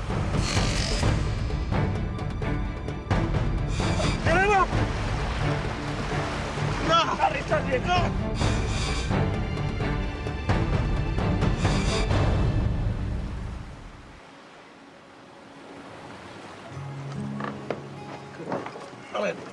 Come on, let's go. Joe Rangel is on a dream fishing cruise in Mexico's Sea of Cortez. I've always been pretty much of a city boy. I like going outdoors. I like going fishing. I love going fishing. And when I started going on these trips, I found my niche. To me, that is the greatest trip in the world, is to go down there for 6 days, get on a boat, and forget everything. Just fish till you drop. To share the experience, he's invited his childhood friend, Lorenzo Madrid, along for the trip. I first met Lorenzo Madrid when we were in junior high school. Hey, Larry. What? Look at that. We were pretty much good time boys. Oh, yeah, she cut your beard. Hey, shut it. He was a good guy to hang around with. Oh, boy.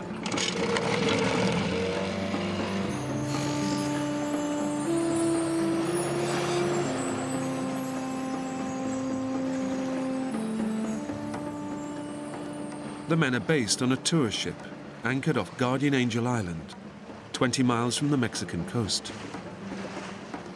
The east side of the island is popular with fishing tours, but today their local guide, Pepe, is taking them to a remote cove on the more exposed western coast. It's quiet, it's desolate, you're all alone. She comes, come on. It's like fishing nowhere else in the world. Yeah. Oh, my God. It's fantastic. I can't believe it. Look at that, Joe. Try another lure. Get out of here. You think I don't know what I'm doing? Well, how many have you caught today? Nothing.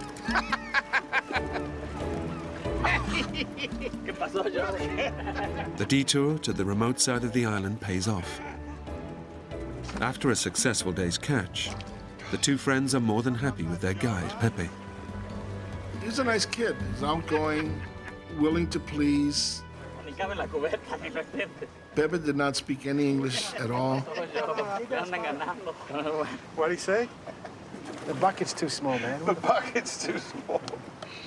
Sí, vamos. As the sun starts to set, it's time to head back to the tour boat. We just sat down and opened the beer and get the ride back to the big boat. But when Pepe swings south, the boys begin to wonder if they're heading in the right direction. The tour boat was anchored on the northern tip of the island. Should we go? No, I don't think so. Yeah. This does not familiar to me. Pepe, ¿dónde vas? So I asked him, isn't the boat back there? Vamos bien, el Celiagelina se fue para el sur mientras ustedes andaban pescando. Sí. And he said, no, while you guys were fishing, the boat passed us. And they went this way. I didn't say it. Nah, me neither.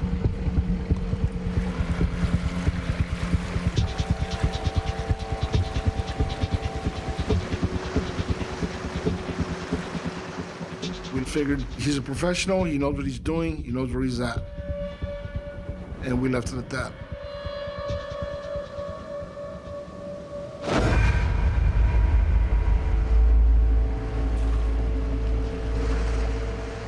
But after an hour, motoring south along the island's coastline, there's still no sign of the tour boat.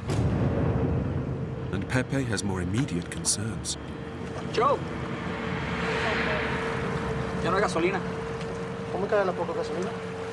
He tells us, I think I'm running out of gas. What's up? No fuel is what's up. It just gets better. It was a bad situation, it was dangerous. They have just minutes before the engine cuts out. And without power, Joe knows they can't steer the boat and could easily be swept out to sea by the currents. I said, let's beach this while you have power. Pepe, vamos a la playa. ¿Qué playa? Pura roca, no puedo para allá.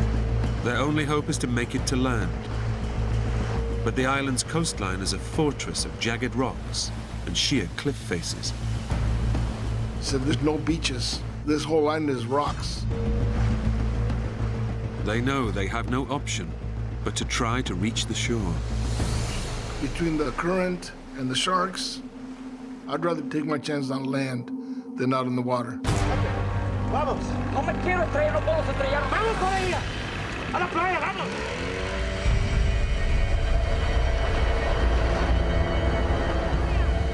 The only thing you can see is the white of the pounding water on the rocks. We were scared. Their only way to reach land is to power the boat directly into the raging surf. But just as it seems they'll make it safely,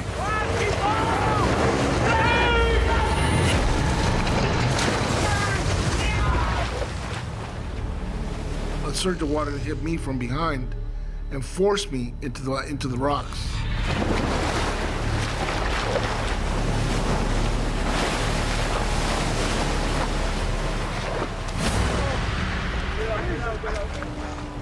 the men make it to shore.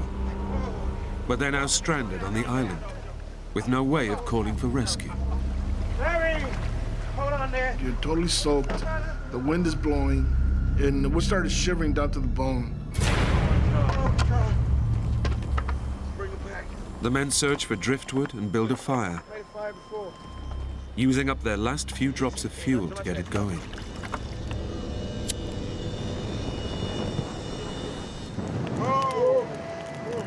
Once we got the fire going, we were able to dry off, and it wasn't all that unbearable anymore. Not so bad now, Larry. We knew it should have been an easy thing for the big boat to pick us up the next morning. It's calls for a beer. The men resign themselves to a night out in the open, believing their stay on the island will be a short one. Boat will pick us up in the morning. We out.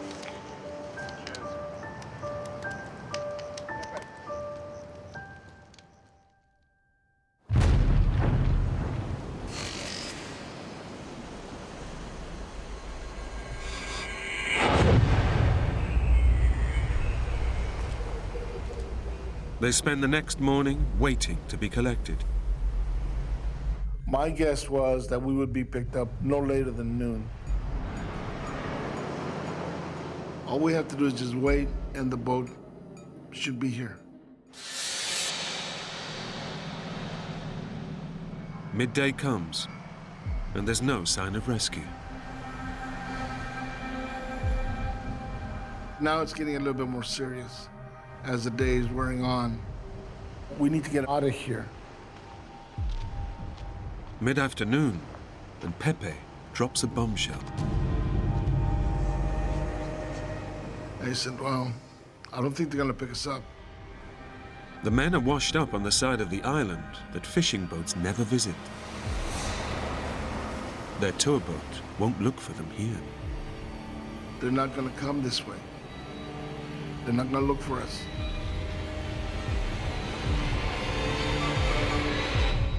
It's like somebody just pulled the bottom out from under you. La única manera de salir de aquí es si nosotros hacemos algo al respecto. ¿Qué hacemos? What's he saying? He said the only way we're gonna get off of here is if we do something ourselves.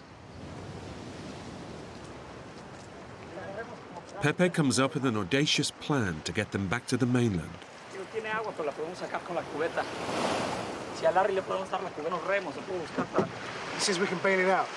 Get it on the sea. Maybe we can use it. Is he serious? He said, we can take this boat across. We can row across. Larry puede sacar con la cubeta. Between the three of us, we can get it over there.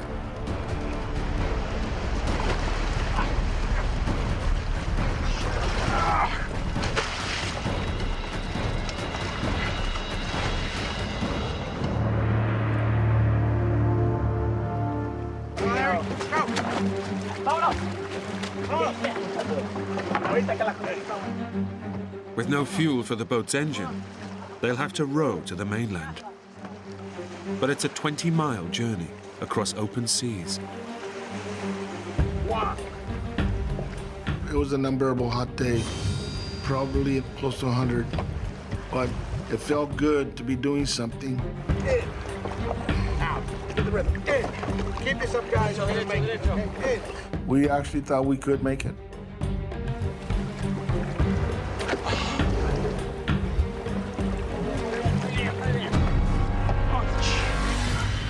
For 2 punishing hours, the men row in the intense heat, their hands torn by the rough driftwood paddles.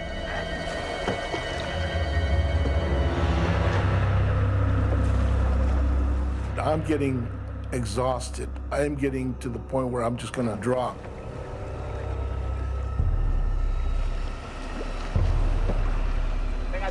As the sun dips towards the horizon, the men's stubborn determination finally pays off. ¿Qué es eso? Mira, para allá, barcos. ¡Hay barcos! Aquí! You can see people on boats.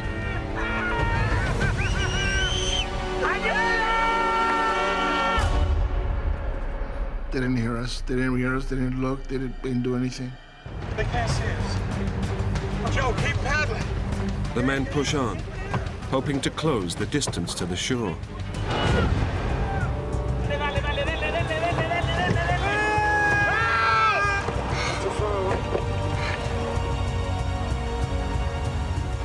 They make progress for another hour. But from nowhere, they're gripped by a powerful undercurrent. We're going backwards. What? We're going back. What do you mean? It's a very strong current. It's a really strong current. Too far away. Now we couldn't make any headway. The tide has turned, and it's pulling them backwards. Come on, Joe, come on! We're trying frantically to row faster.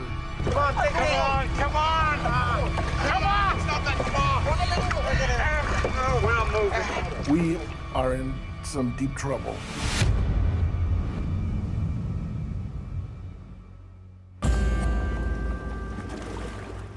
As night falls, the men give in to their exhaustion.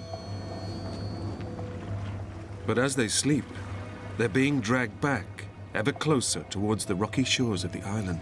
Joe, Larry, despierten. Nos vamos contra la roca. Joe! Joe, wake up! It rocks! Stop paddling, buddy! Come on now! Come on! The current was gonna take us wherever it wanted. We're gonna crash, and we're gonna crash hard.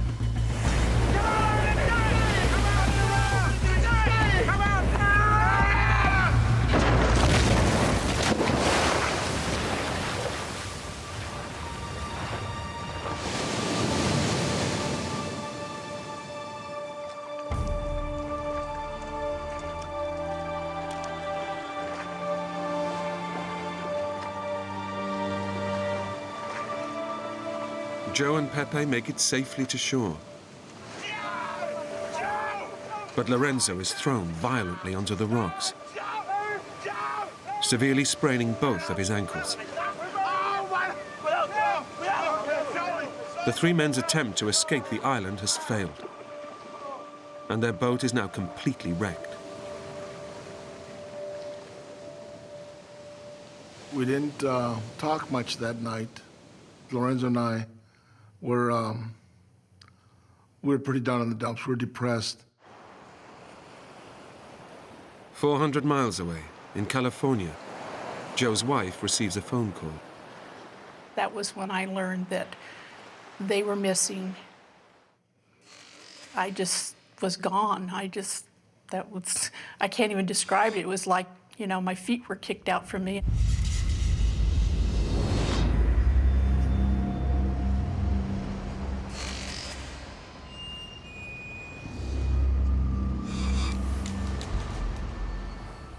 Joe and Lorenzo wake up, knowing they are completely stranded on the barren, uninhabited island. There was nothing there, nothing that could give you shade. There was just nothing. Their only hope now is to be found by a search party, but they are in no physical condition for a prolonged wait. I was somewhat overweight, and I had found out about a year earlier that I was diabetic. Joe suffers from type 2 diabetes, a condition where the normal levels of sugar in the blood can decrease rapidly. It's commonplace, but potentially life-threatening if not managed properly. And 50-year-old Lorenzo is unfit and grossly overweight. Lorenzo may have had health issues. I pressed him on it, but he said no, that he didn't. But then at the same time, he told me that he hadn't been to a doctor for years.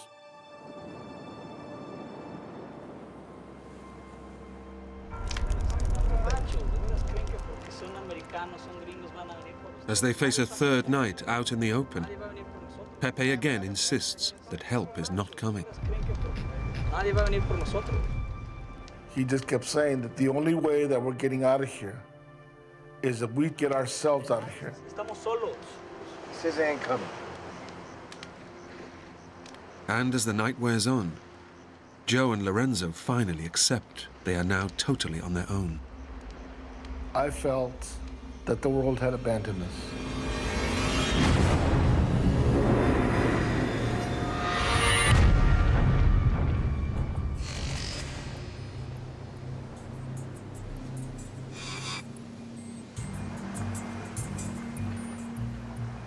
After 2 days of waiting for rescue, the men must take their survival into their own hands and hike to the northern tip, where tourist boats will be moored. But it's a daunting journey. This island's 20 by 40 miles. It's uninhabited. There's nobody there.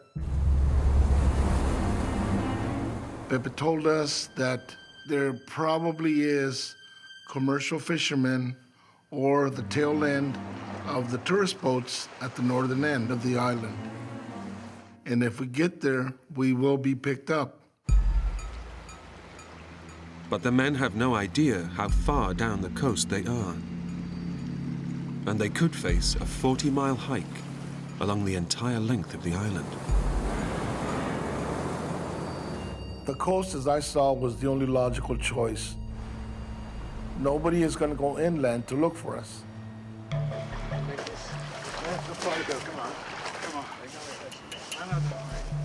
Through the burning afternoon, the men pick their way over the broken rocks. Come on, man. You're doing good. I know it hurts, man. But the hike is taking a toll on Lorenzo's sprained ankles. Lorenzo realized how hurt his feet were. Oh, God! Oh, God! But we couldn't stop. We had to keep going. Since morning, they've shared some of their meager supplies, dried fruit and a few sips of their remaining water. The lack of food is causing Joe's blood sugar level to plummet, bringing on the first symptoms of diabetes. Clumsiness, trembling, and a feeling of extreme weakness. I'm tired, I'm hungry, I'm thirsty. Come on, man, we can make this. Come on. Okay, keep going. Okay. The men press on, but after just 3 miles, their plan hits trouble.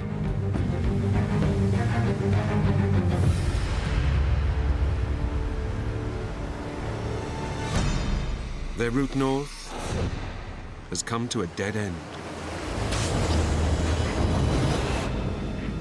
They can go no further. We're saying to ourselves, what the hell did we do now? La corriente ahorita está pesada, pero con cuidado podemos cruzar. Yo salto primero para que vean cómo. Pepe said, you know what? I'm gonna swim across.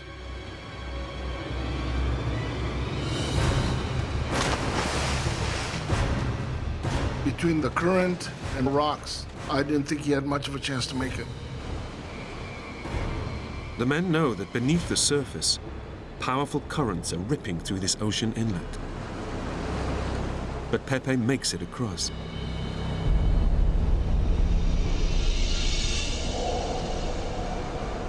Wish me luck, buddy.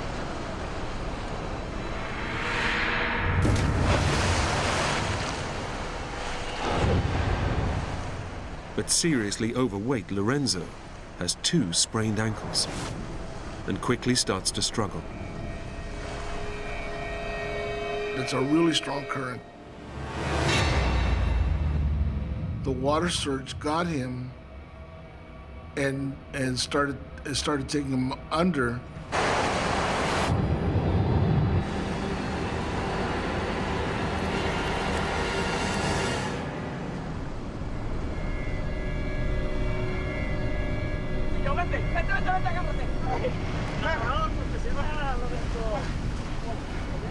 Joe! I did it! No! Now it's Joe's turn. I know I'm not a strong swimmer. Joe, jump! But he's paralyzed with fear. Joey! The hell with it. I'm not doing this. After a day's hiking, with little food, Joe's blood sugar level is crashing, bringing on extreme confusion. Come on, Joe! Stay here! Joe! I just said, you guys go ahead, go on. I'm just gonna die here. I can't do it! Joe! What's the matter with you? It was terrifying because I was afraid of getting pounded on the rocks. You get over here! Jump now! Joe! Lorenzo encouraged me the way that we always talk, challenging each other. Jump, jump, jump for me! You gotta stay here. Daring each other to do something. Joe! And Lorenzo said, don't be a sissy. Jump now! And I just thought to myself, what, you know, if you're gonna die, die trying.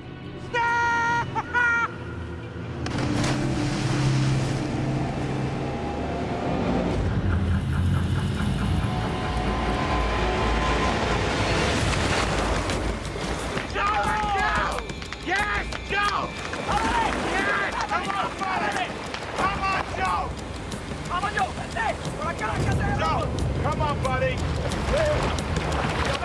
Joe!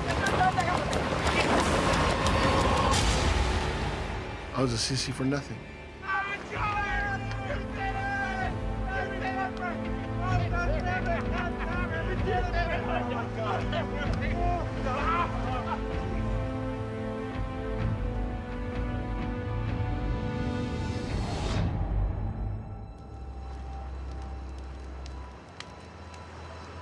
How far do you think we got today, Larry?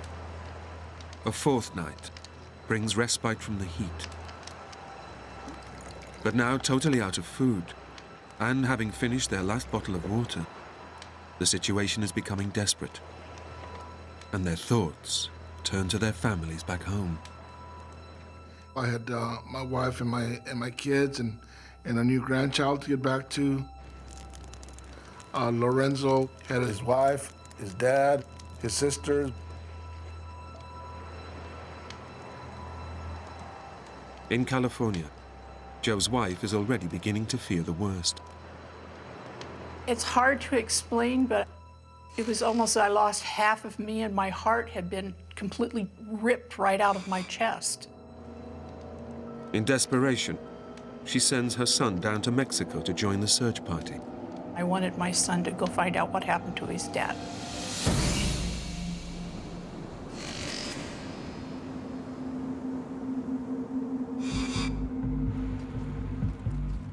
As yet another day dawns, the men face the blistering heat with no water. Only fishing boats to the north can save them. We have to do whatever it takes to get to the northern end of the island. But they have no idea how much more of the coast they must navigate to get there. And Lorenzo is finding the pain of his sprained ankles unbearable. Come on. You're gonna get there, man. Get you a nice big dinner. Joe! Ow! I can't, don't, please don't touch me. I can't do this anymore. He finally just said, "No, I can't do this." No! I can't go any further. I can't do this. Lorenzo was very upset. I can't go any further. He felt that he let us down. Joe, lo tenemos que cargar. Si nos quedamos aquí, nos morimos. Momento. We realized that Lorenzo's mobility is pretty much down to zero. But we somehow needed to keep moving. I can't walk. We'll get you out of here, Larry. Joe knows they must find a way to transport crippled Lorenzo. But all they have to work with is the junk washed up on the shore. Pepe! Voy a hacer una lanza! Esta vez! Pepe had an idea about building a raft.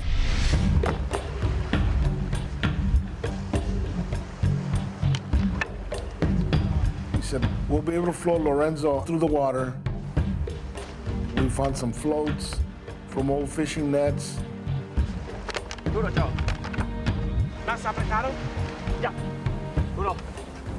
Dale. It's ready, Larry?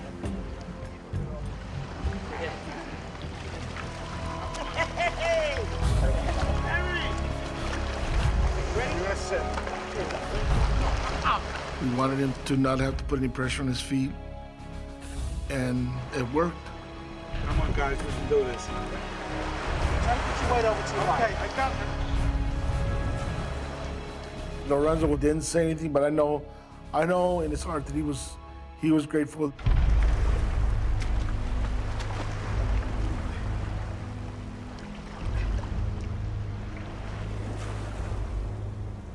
The men struggle along the scorched coastline. But 5 days of exposure to the relentless sun are putting huge pressure on Lorenzo's grossly overweight body. And his heart strains to keep him cool. Joe is fighting the effects of his diabetes. And having not drunk anything for 18 hours, his craving for water is becoming too much to bear. This can't go on. We can't do this. I gotta get off.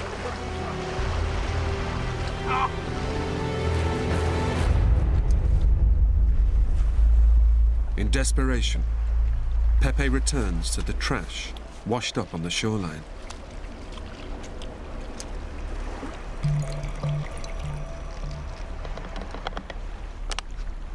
I said, look what I found in this blackish looking water. What the hell's that? The only water that was available on that island was from castaway bottles.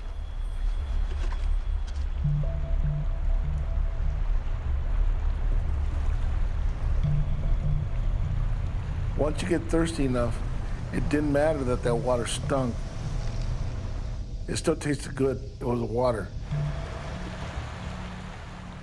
But in these extreme conditions, a few mouthfuls a day is barely enough to keep them alive. Without enough fluid, their bodies are at serious risk of overheating.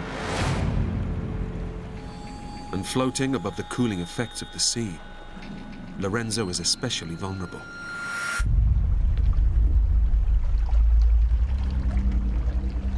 After another whole day battling through the water, there's still no sign of the fishing boats that will end their ordeal.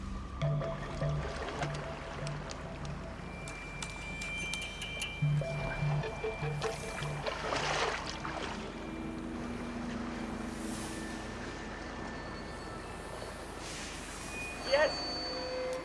Then, Pepe spots something among the rocks.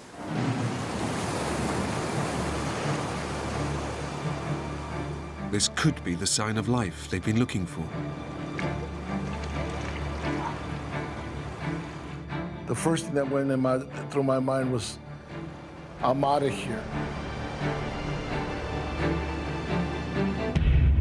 But then I see my tackle box from the first day. The men realize it's their own fishing tackle. They're back at the camp where they first beached 4 days ago.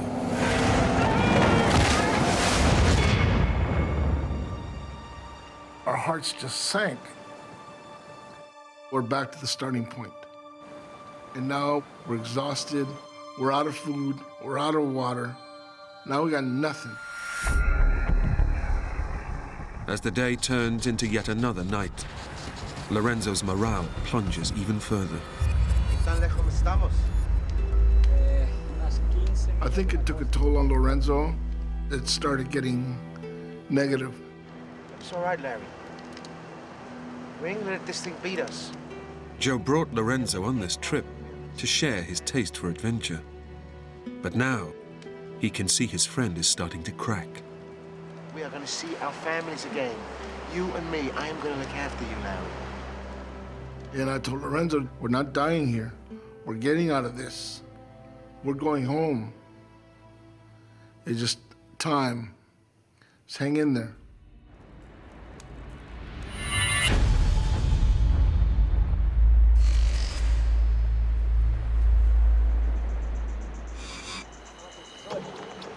The three men have managed to keep themselves going for 8 days.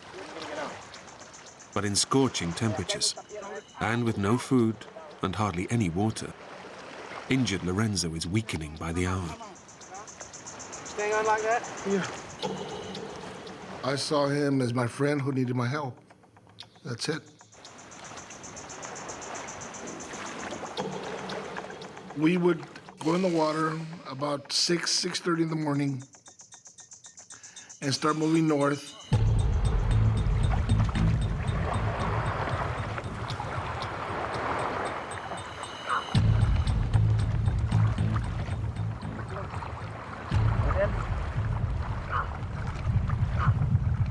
It was very slow progress. Sometimes we wouldn't go more than a mile or two in a day.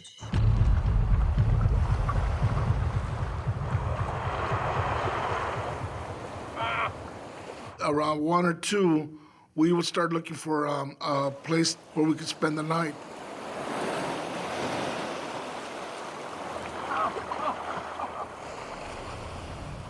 It's an excruciating routine, made even harder by the fact that their scavenged water supply is running out.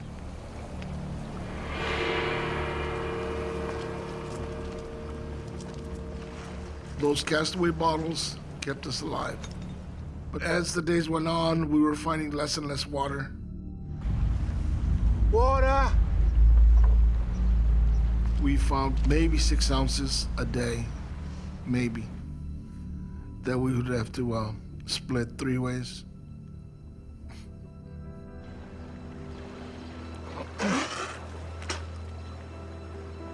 Salt. When their precious few drops of water finally run out, they know they won't survive in this heat for much longer. Their hike north is now a race against time. I never really thought survival was as difficult as it is.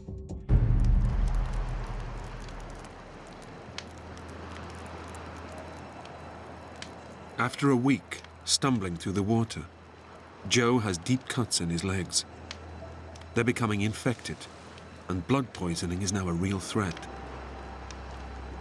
If it sets in, it could kill him within hours. This could be a lost cause. I could die here. And I told him, look, I'm gonna write a letter to my wife and my kids in case something happens to me.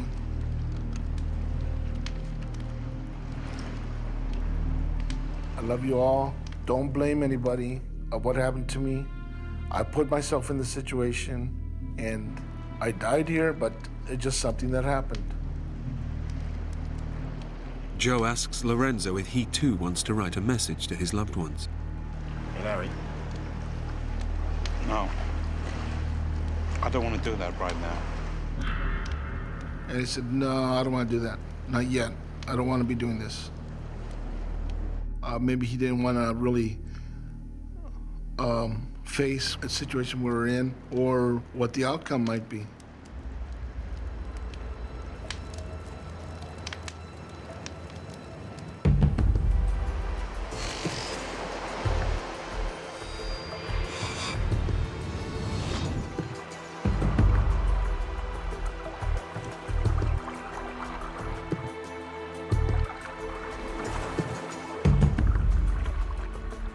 Ravenously hungry, the three men are desperate for anything to eat.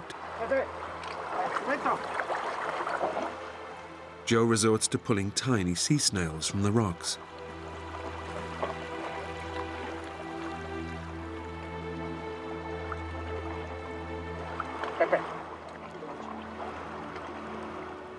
I gave one to Lorenzo, I go, here, eat it. And he looked at it and said, I'm not gonna eat that. I knew that he had to have something, but at the same time, I can't force it down his throat. He'd have to eat it because he wanted to.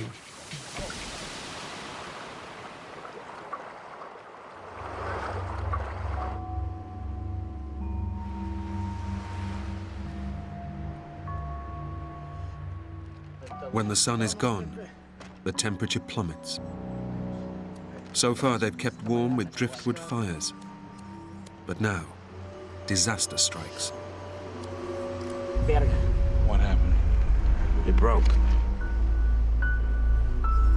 The lyre it just fell apart in his hands. The salt water had just eaten it. From now on, the men have only each other to keep warm. With death closing in, the men are unaware their families have been searching for them. But they've joined the rescue teams that believe the men are fishing on the east side of the island. After 6 days searching, Joe's son calls home with devastating news. He says, I can't find him. He's not there, Mom. I don't know if we'll ever find him. And he was heartbroken. After 8 days missing, the search is finally abandoned. The men are feared lost at sea. I had given up hope. The reality of it was he was dead and wasn't coming back.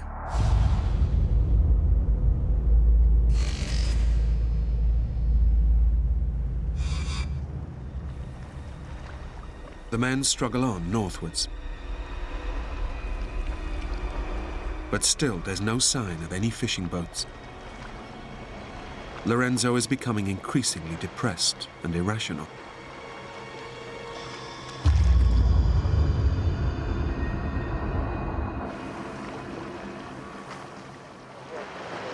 Stop! We gotta go back. I lost my glasses. We gotta go back. I want my glasses. Things are gonna be okay. He just totally panicked. He lost it. They're my glasses. I need my glasses. You got me. I need my glasses. I need my glasses. I'm trying to convince him, okay, look, now I'll be your eyes. But there's no consoling him. For him, it was the end of the world. Lorenzo was starting to lose touch with reality.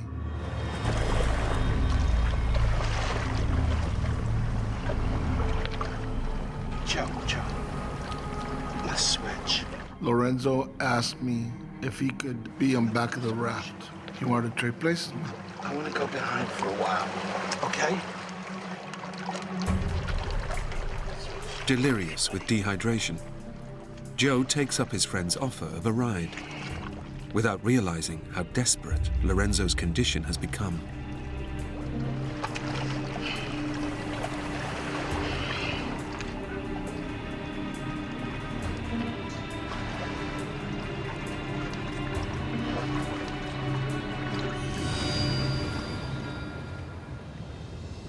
I heard a gurgling noise behind me. Larry! Larry! And I turned around, Larry! and his head is underwater. Larry! What are you doing? Larry! Larry! I told Pepe, he's in trouble. We must get him out of the water. Ayúdame, Joe. Joe, ayúdame. Joe, agárrame los brazos. Larry! Larry! Get him up!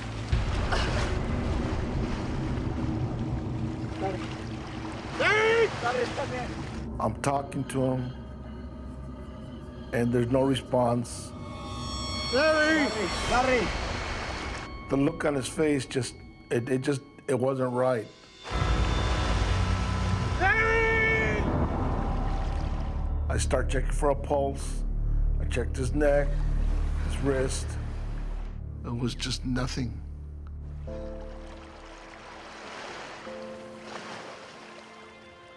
After 12 days, battling to stay alive, Lorenzo has finally succumbed. I told Pepe he's dead. He passed away.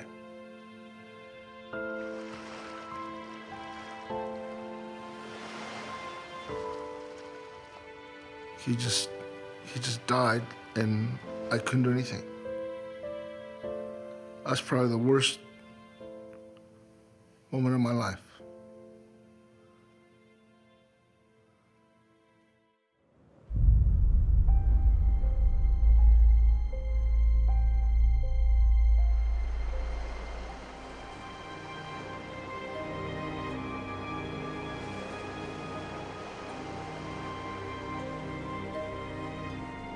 At first, I was angry that he abandoned me. We should be seeing this through the end. But then I realized it was a big ordeal for him. And his body just gave out.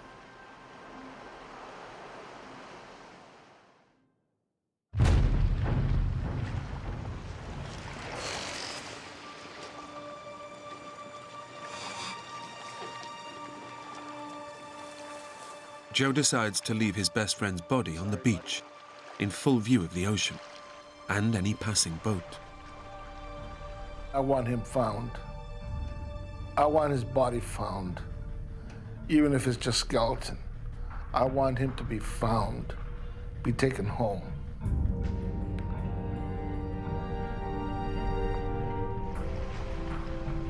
I'm gonna come back for you.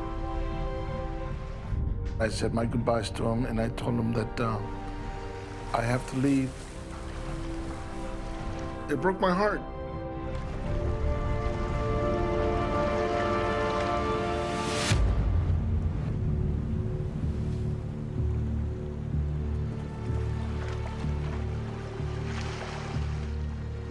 Joe and Pepe struggle to keep moving north, barely clinging to life with every step.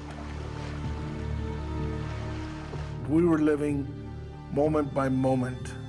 It was no longer, can I do the 10 more feet? It was right now, can I take another step?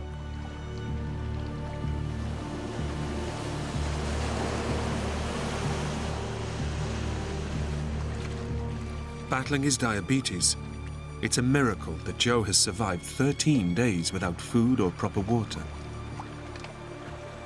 But now he fears the end is near, and he faces an agonizing, anonymous death. If I die, nobody is ever going to find my bones. I was at rock bottom.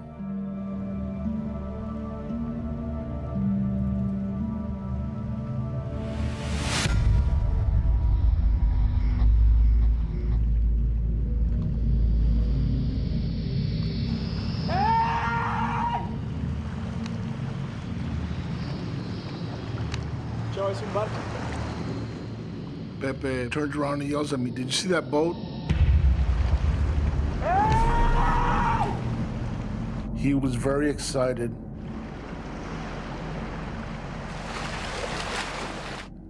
I didn't think there was a boat. I thought he was hallucinating.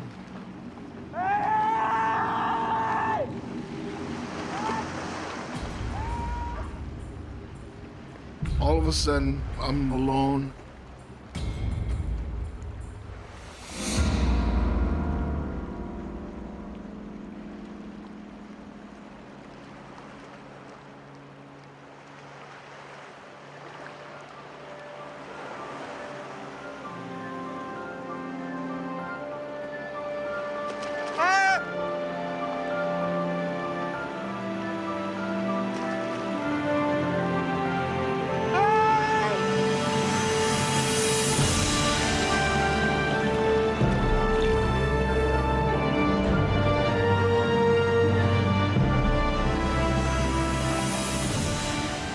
Joe and Pepe are finally saved by two Mexican fishermen.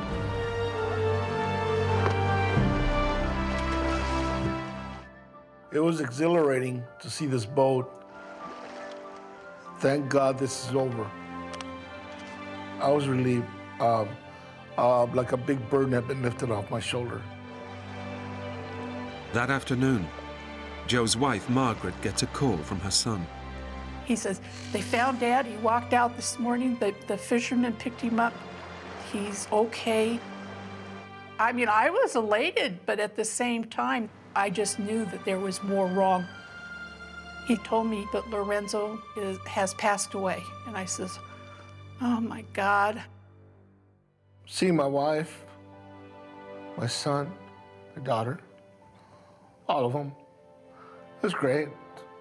I just felt bad that Lorenzo wasn't there to share it. Lorenzo's body was recovered and taken back to his wife and family in the US. If Lorenzo had gone one more day, he would have been with us. He'd be here now.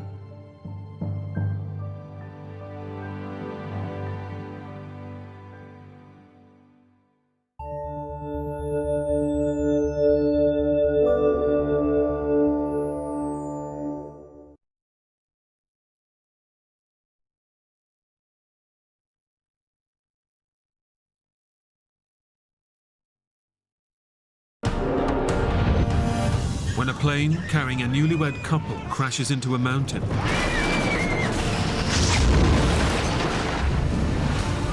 the survivors are left stranded in remote rainforest. We didn't belong there. It's horrifying. To stay alive, they must battle the hostile environment. You just couldn't stop your body from shaking. Risk all to get help. Brenda, get out of the plane! What goes through your head is that you're not going to live through this. And keep a grip on their own sanity. We were all injured. We were all exhausted. There was no hope left.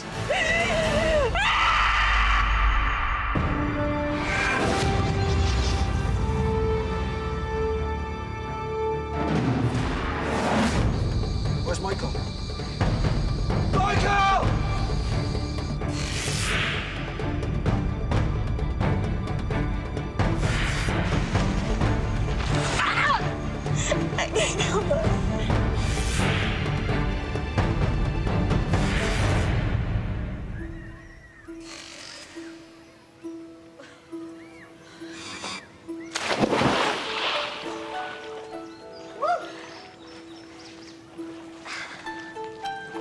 not gonna come in?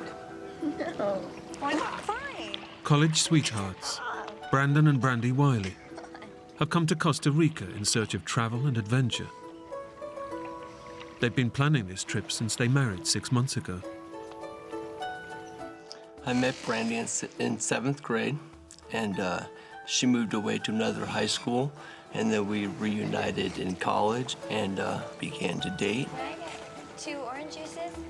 He was very adventurous, very independent. I think what attracted me to him was the adventurous side of him, that he kind of took me out of my box a little bit.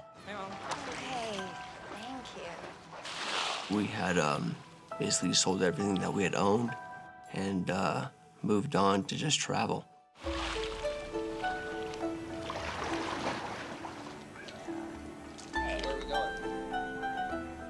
I think what was attractive most to us was the fact of the unknown, the fact that we could just pack our bare essentials and X amount of money and see what happens.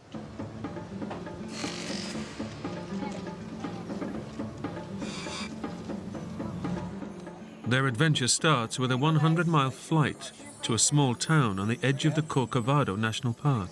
Have fun, guys. Bye.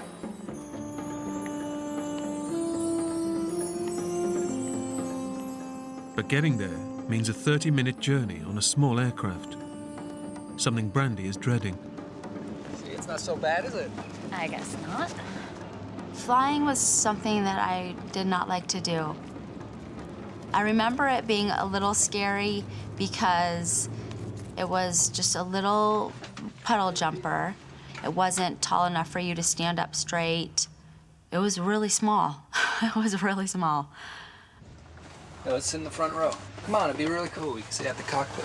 No, let's just sit one seat behind. Brandon said, "Hey, babe, let's go sit in the front row."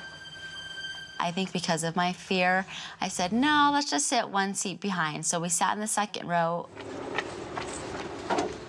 There are 6 passengers on today's flight. Last to board is American expat Michael Packard, who lives in Costa Rica and regularly takes this trip. How you doing? Hey, I'm Michael. Brandon. Brandon? Nice to meet you. Brandy?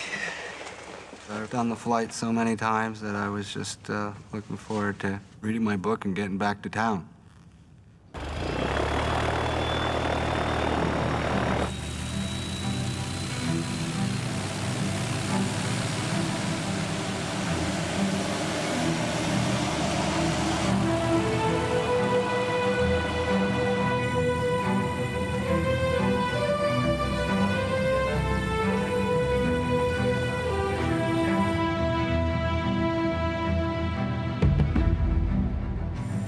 For me, taking off is scary. Hey, it's gonna be okay, baby. So I remember just concentrating on being still and just being calm and breathing.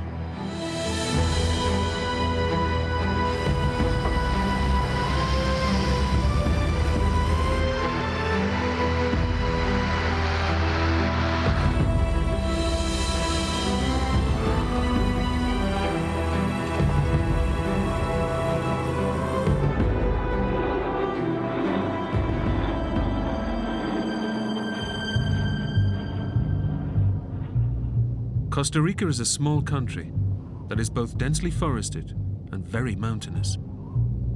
If visibility is poor, low-level flying can be extremely dangerous. And clouds are gathering.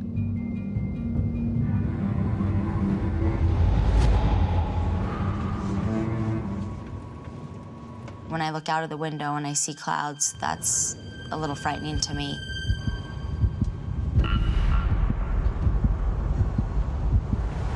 Fine, okay?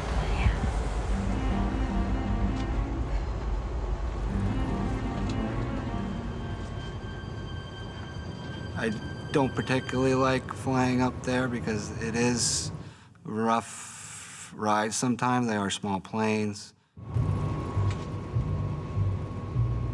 But on this flight, Michael sees something out of the ordinary. I noticed the 2 pilots conferring with each other, looking a little concerned, and I realized what they were doing was looking at coordinates in these books, trying to pinpoint their position because they weren't sure where they were.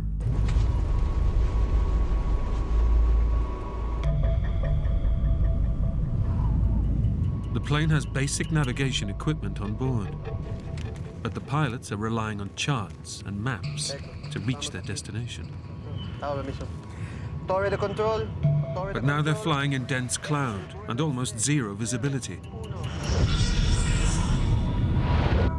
They're unaware that they're already off course and heading for a mountain.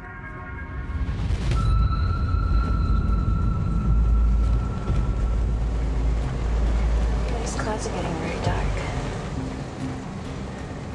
It's fine. Brandy said, look how thick these clouds are. And so I looked outside of our window, and it got darker and darker.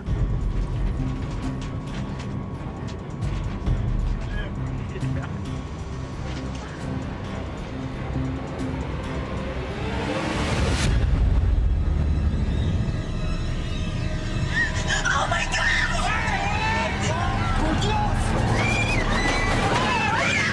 It's horrifying. That was my ultimate fear coming true.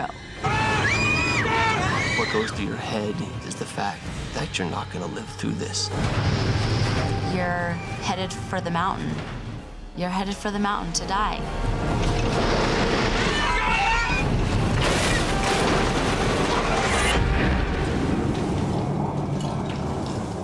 I remember thinking, we're not flying anymore. We're going through the trees. Is this even happening? My stomach dropped. My mind just went blank. To hear things break apart, just the sound that it makes is unbelievable. My first thought was, you're not getting out of this.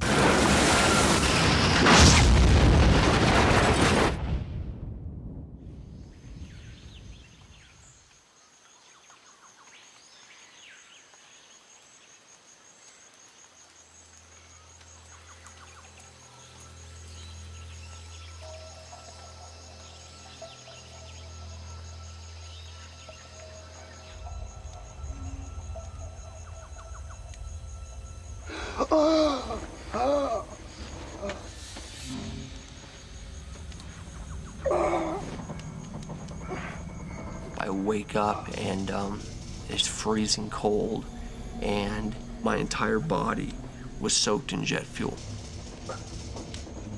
I was in a plane on vacation, and now I'm in a black hole that I can't move my legs, and it's blood just everywhere.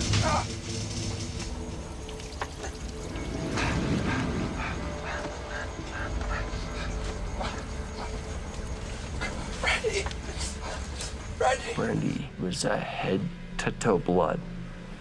And I remember thinking, oh my God. Brandy! Brandy! Brandy! Wake up! Can you hear me? Brandy! Wake up, Brandy! Brandy, can you hear me? Can you hear me? My first memory was Brandon talking to me. Brandy, listen to me. You gotta get out of here. We're covered in jet fuel. Oh my God. Get your belt, your seatbelt. Let's go. I remember feeling completely panicked and completely in disarray. Hurry, go! Get away from the plane!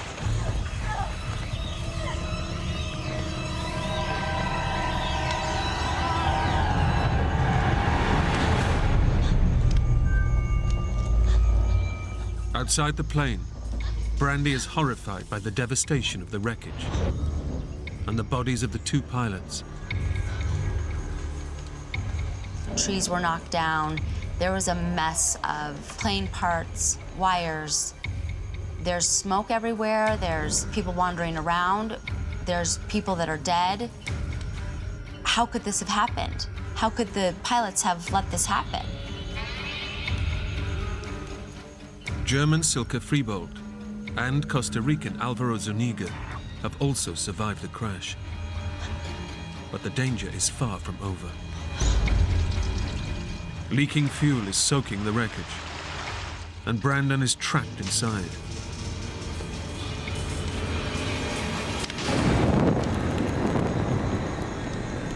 Brandon! Get out of the plane! It's on fire! I just remember having something on my legs. Brandon is pinned under the body of a dead passenger.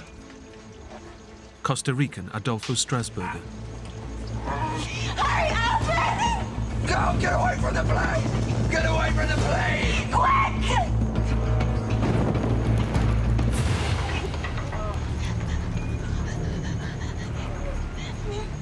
Get away from the plane! The survivors need to get a safe distance from leaking fuel. But in severe pain from extensive burns, Alvaro is unable to move. Come on, we gotta get away from the plane!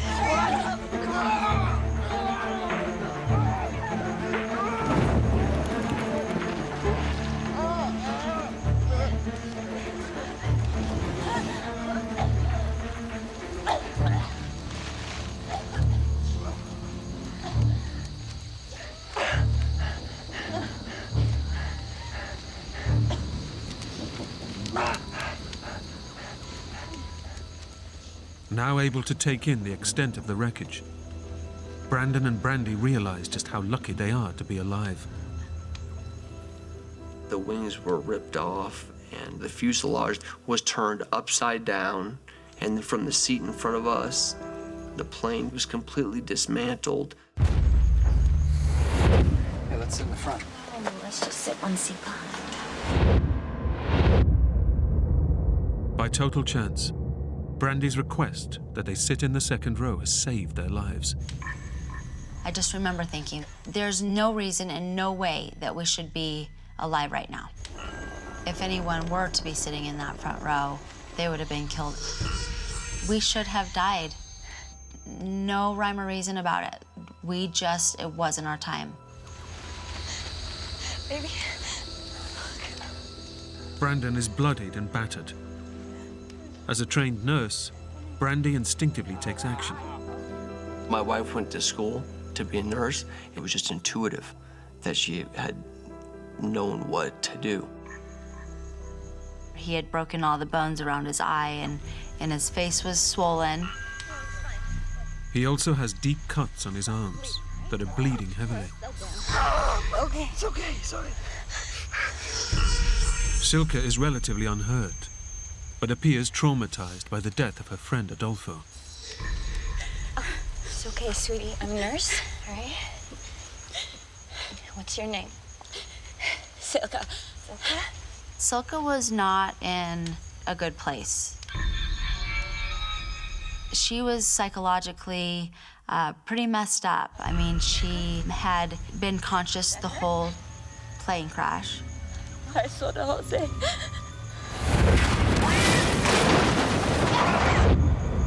I was really worried about her mentally. Suddenly, Brandon remembers there had been 6 passengers on the flight. 1 is dead in the plane, and 4 have survived. So someone is missing. I'm Michael. Brandon. Where's Michael?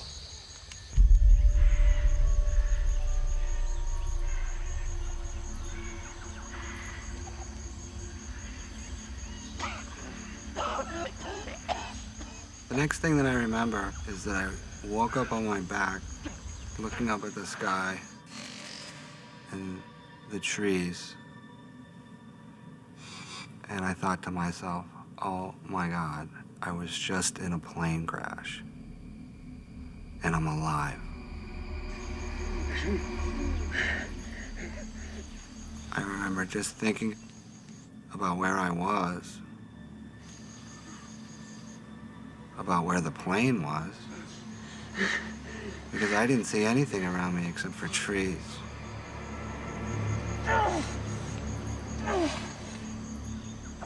The sheer violence of the crash has thrown Michael Packard's body some 200 feet from the plane. Adrenaline floods through him. He's unaware of just how seriously he's injured. I was in shock, so I really didn't feel the pain yet.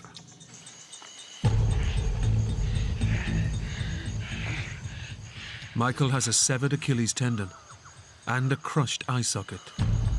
He has 4 cracked ribs and a punctured lung.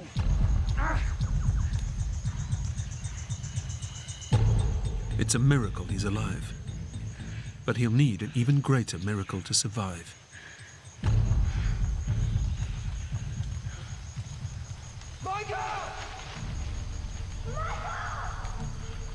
All of a sudden, I heard voices.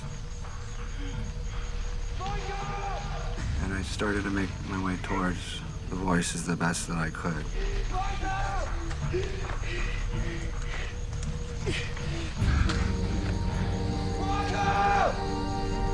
He's here. We got you, man. It's okay.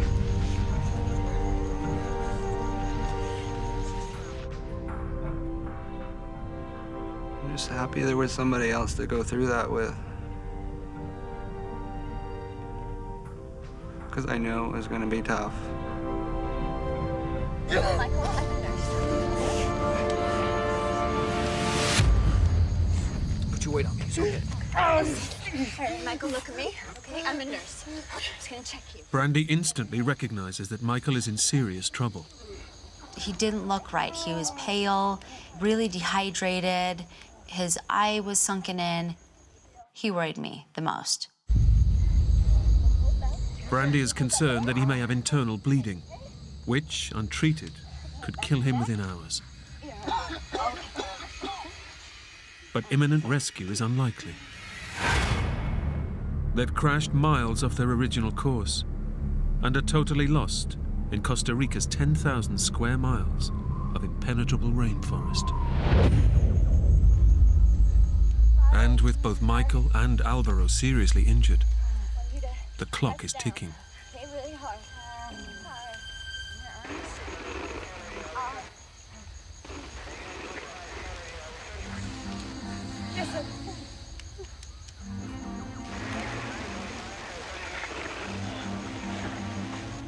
I could hear radios. I'm not even sure if it was Spanish that I was hearing or what it was, but it was definitely a transmission. It's the plane's radio. Their only link to the outside world, and the only way to get the message out that they've survived. But returning to the fuel-soaked wreckage is a massive gamble. So I'm thinking, what are you gonna do? Flip a switch and have the whole thing blow up? We're stuck in the middle of nowhere. We've got to find something. Stay here. I'll be back. Rick, I don't know if you should go. It was a lifeline, but I was terrified that the plane would blow up. Absolutely.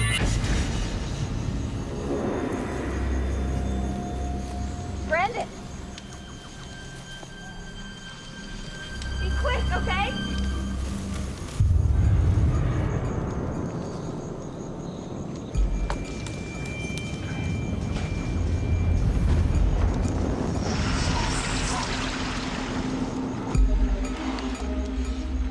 I had to get up over the pilot and more fuel and more glass and more metal.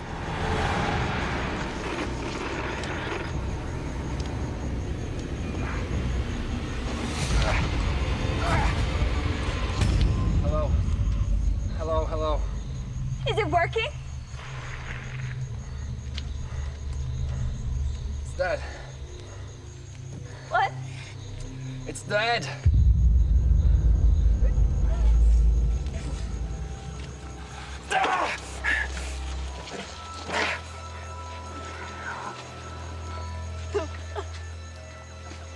It was devastating. There's nothing we can do. We're in dense jungle. The only people that could give us any type of guidance were the pilots, and they were dead.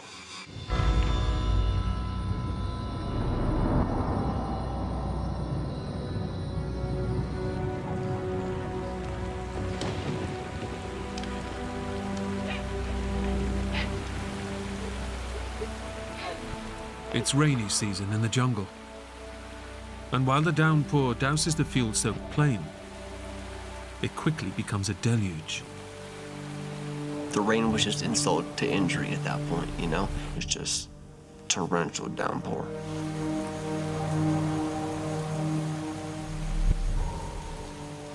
We were thankful that the rain was finally going to put out the fire and drench all the fuel and drench everything, drench the wires, get everything just wet so that there wasn't that fear of an explosion or more fire.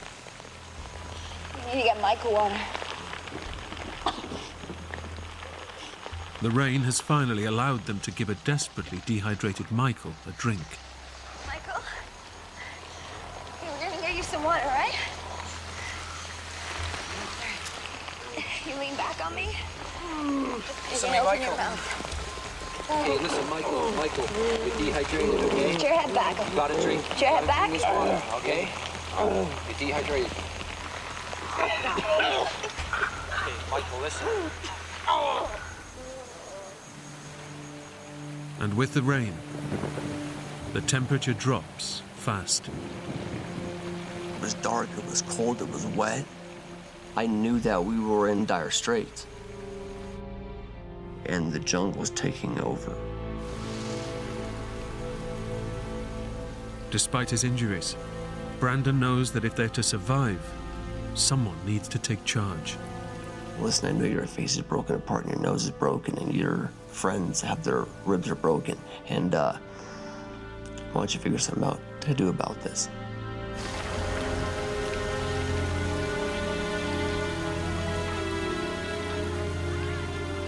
The only available shelter is in the wreckage of the plane.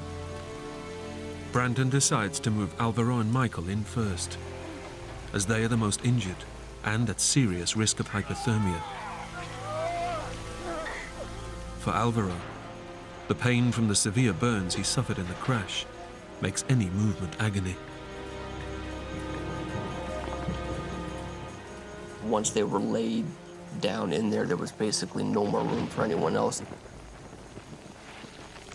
I remember after they put me in there looking out at them and how miserable they looked and how cold and shivering they were.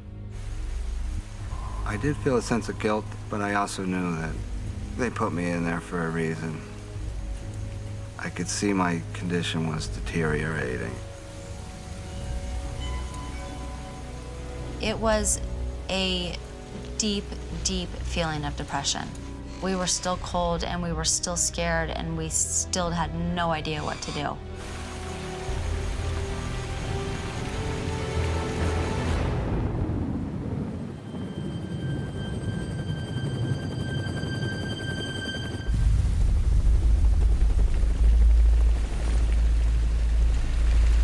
Listen! Guys, listen! Where is it? A rescue helicopter has been sent to search for the missing plane.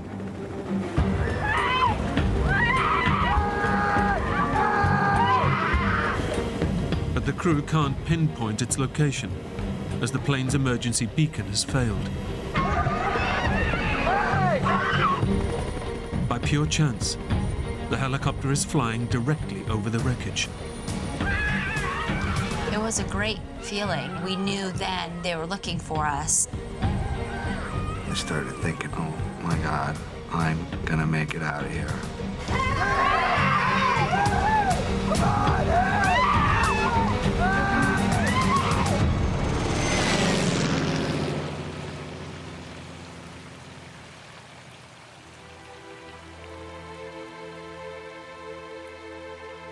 But in the thick rainforest canopy and dense cloud, the wreckage is invisible. The smashed plane and the survivors have been entirely swallowed by the jungle. They were right above us and they can't see us. That was my lowest point.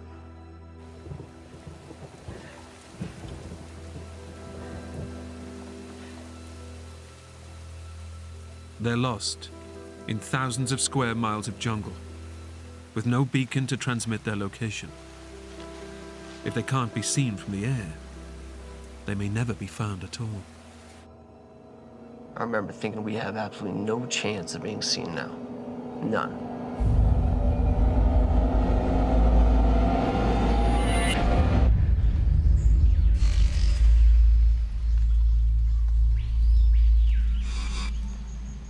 The light is fading, and with it comes a whole new set of dangers.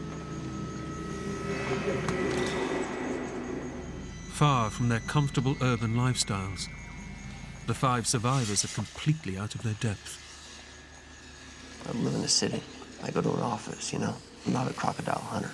So, yeah, I was a fish out of water from the time I got there. But Brandon is determined to do what little he can to look after his new wife and the rest of the survivors. Brandy, we're gonna have to find a place to stay tonight. Try to get warm. Brandon was for sure taking care of me. He was probably the most selfless one there, trying to take care of everybody else except himself. Silka. Hey, Silka. Come on, I need your help.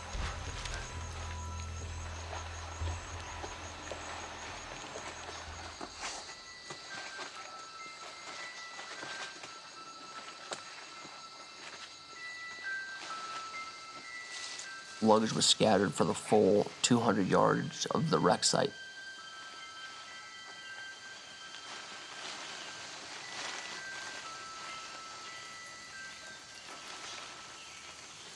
So how are you holding up? I'm doing okay. Just wish I hadn't seen everything, you know? Yeah, you can imagine. Hey, look, it's my stuff. Try and get as much of it as you can. She had purchased a lot of sarongs in Bali to go back and sell in her shop. So we got all those to tie off other people's wounds, to keep some people somewhat warm. Gathered all the clothes that we possibly could. Yeah, that's it. Yeah. Okay. You okay? Yeah. You got it? Yeah. Let's go. Come on.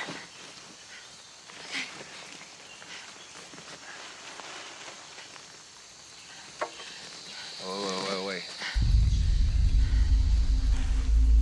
Wait. The jungle has closed in around them. No, I thought it was this way. With no landmarks and no reference points, it's impossible to tell which way is which. No, wait. It's not it. Come on. It was amazing to me that we might have walked not even 50 yards. Like, and the plane itself was entirely gone. I don't know. It all looks the same. I think we're in trouble. It's a dangerous situation. If they head off in the wrong direction, they could be lost forever. Hey! Brandy! Hey! Brandy! Brandy! Brandon! Where are you? Brandon! Brandy! I'm here! There. Over here. Brandy! You keep shouting. Brandy! Where are you? It's a close call. Had they been separated from the group, Brandon and Silka would have had an even slimmer chance of survival. It was extremely scary to see how fast the jungle could swallow up an entire plane, 5 people, all the wreckage.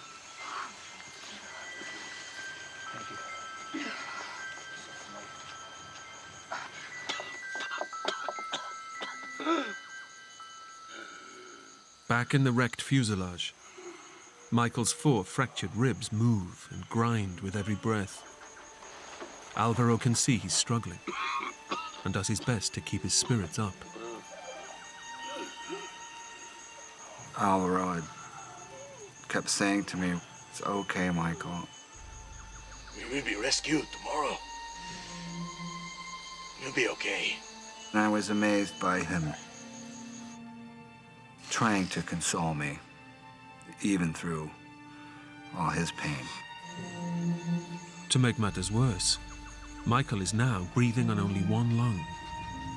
The other has collapsed. My chest was just in so much pain I couldn't breathe. I was definitely thinking about whether I was going to make it through the night. I knew it was going to be probably the longest night of my life, and I wasn't looking forward to it. You gotta keep warm, okay? As darkness descends, Brandy is concerned that Michael won't survive the night. I thought the clock was ticking for all of us, but I thought Michael would be the first one to die if we weren't found. She knows that any rescue efforts will be put on hold until the daylight hours. Now, we really have to live this out. I just remember feeling just this sense of overwhelming doom.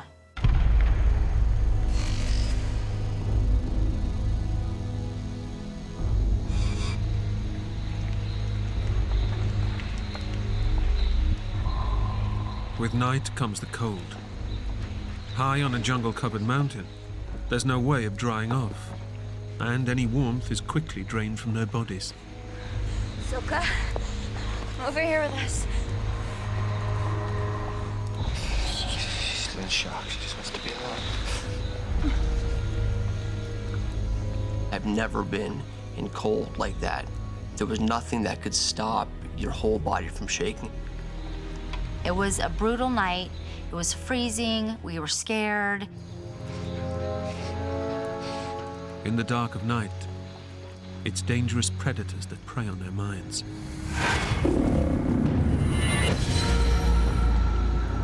I can remember smelling blood, having blood all over all of us. I knew the smell of blood, we're gonna attract something. The smell of jet fuel smells so distinct. But the smell of blood is even more distinct, and you would smell it above everything. What the hell was that? It's just a howler monkey. Listen. You're scared every second of that night. In the pitch-black jungle night, every sound becomes a potential deadly threat.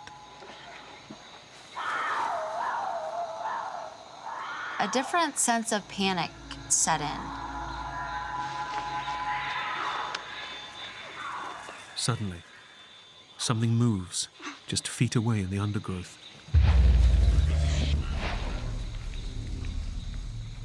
I remember hearing the rattling of leaves, and it seemed to be getting closer and closer. Brandon! What? We realize that it is something walking around. They've no idea what it is, but their imagination tells them what it could be.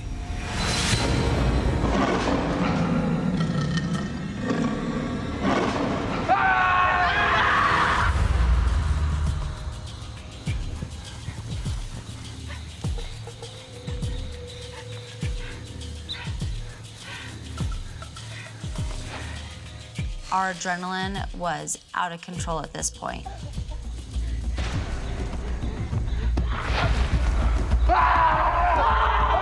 When it came near, we would yell something out, it would stop.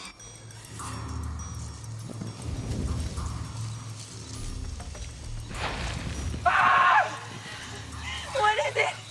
Michael! Alvaro, get as far back in the plane as you can! Michael was bloody enough to be a target, and Alvaro was absolutely immobile.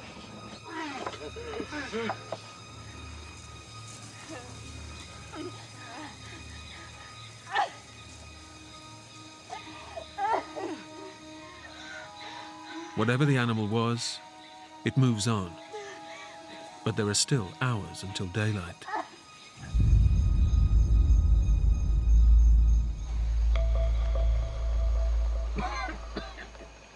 Michael is increasingly weak, and Brandon is desperate to stop him falling unconscious, a clear sign that Michael's brain is shutting down and his injuries are pushing him closer to death.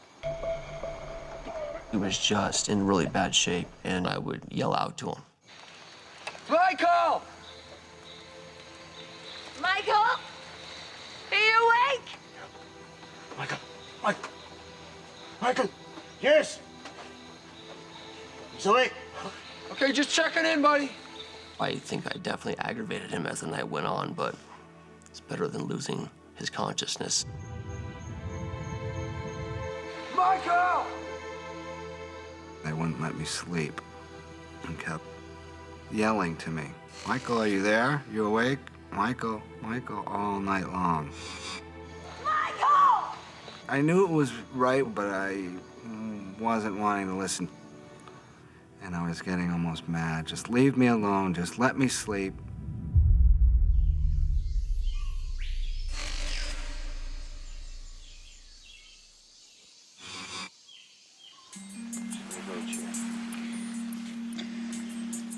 In the cold light of dawn, Brandon and Brandy know that time is running out. Michael has made it through the night, but his body is increasingly starved of oxygen. His breathing is shallow, and he looks like he's dying. You're good, buddy. Hang in there, Michael. Okay? I think we would have lost him in another day. It was like, how are we going to get through this day? It was a paralyzing feeling of what to do next. They've been missing for 18 hours. They've crashed in remote jungle, and there's no sign of help. We had given up hope for rescue. We thought if we're gonna stay alive, it's gonna be because of us. Okay. We can't sit here any longer. So we're on a mountain. There's a valley below. Why don't we go down there, see if we can find a river to follow? By leaving, they risk getting lost, with no guarantee of finding their way back. But they must take action. If they do nothing, Brandon knows Michael will not survive the day. To be forced to come up with the answers that are going to make you survive or not is something that I wouldn't probably wish on anyone.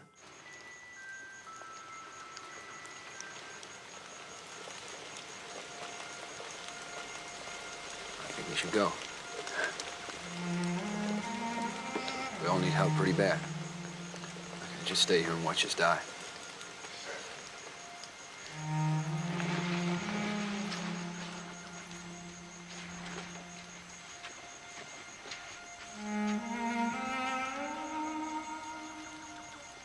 We had no other choice. We had to do something. You have to take that risk, or else you're all gonna be dead.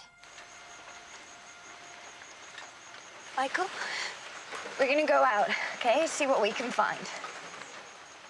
Michael fears that if they're left behind, he and Alvaro will die. He kept saying, "Don't leave us. Please don't leave us." I didn't want to be left alone because I thought if they got lost, they wouldn't be able to find their way back.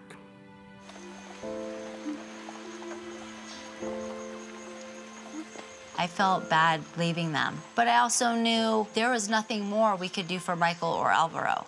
And there was no good in us just sitting there looking at each other and not doing anything. It could have worked out. It could have been completely catastrophic.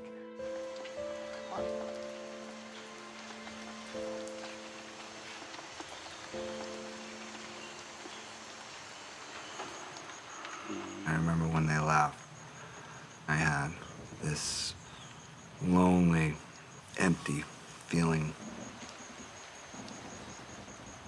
The others have set off in search of rescue, leaving Michael and Alvaro helpless and alone. I was incapable of taking care of myself, and Alvaro was also incapable of taking care of himself.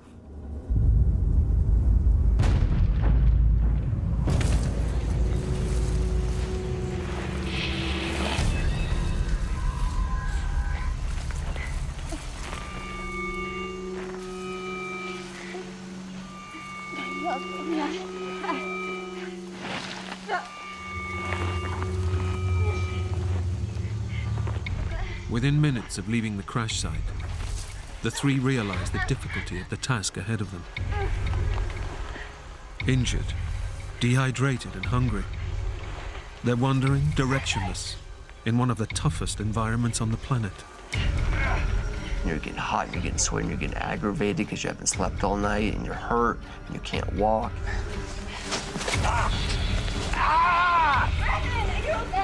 I'm okay. So, not only were we falling down, but there were thorns in the side of bushes that were 2.5, 3 inches thick.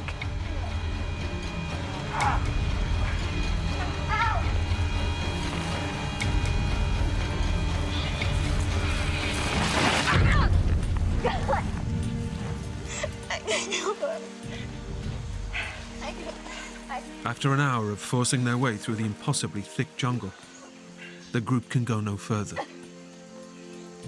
It's becoming clear that they have made a terrible mistake.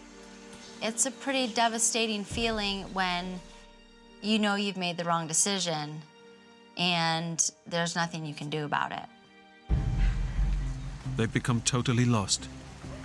They can't go forward, and they don't know their way back. I knew that we were in dire straits. This is gonna end up how it ends up. Period.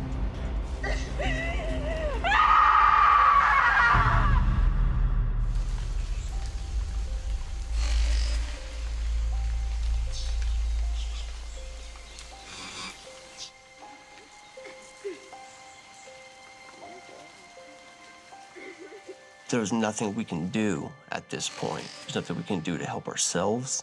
There's nothing we can do to help anyone else involved here. I was terrified that we were done. The survivors lived through a terrible plane crash. But lost, alone and defenseless, it's the unforgiving jungle that will kill them. I had lost all hope. We were all injured, we were all exhausted, we didn't know where we were going. There was no hope left. At the crash site, Alvaro, immobilized by his burns, can only look on as Michael barely clings to life. His collapsed lung makes it agonizing to breathe. His blood pressure has plunged, and this could trigger a fatal cardiac arrest. It was miserable. I was definitely on a downward spiral. If I didn't get rescued soon, I could only last so long in this condition. Michael has lost all hope of rescue and resigns himself to death in the jungle.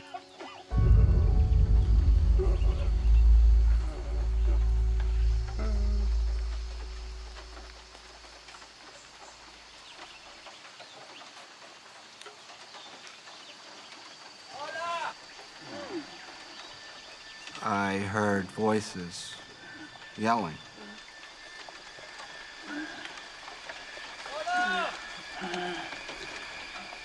And all of a sudden, this man appears out of the jungle.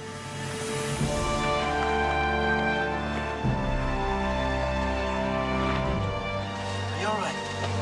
Over here! Over here! You're safe now. An army of Red Cross volunteers has been combing the area for 24 hours and has finally found the crash site. I just started crying, and it was the most emotional period. I couldn't believe it. What was that? For the others, believing they're lost forever, a miraculous stroke of luck saves their lives.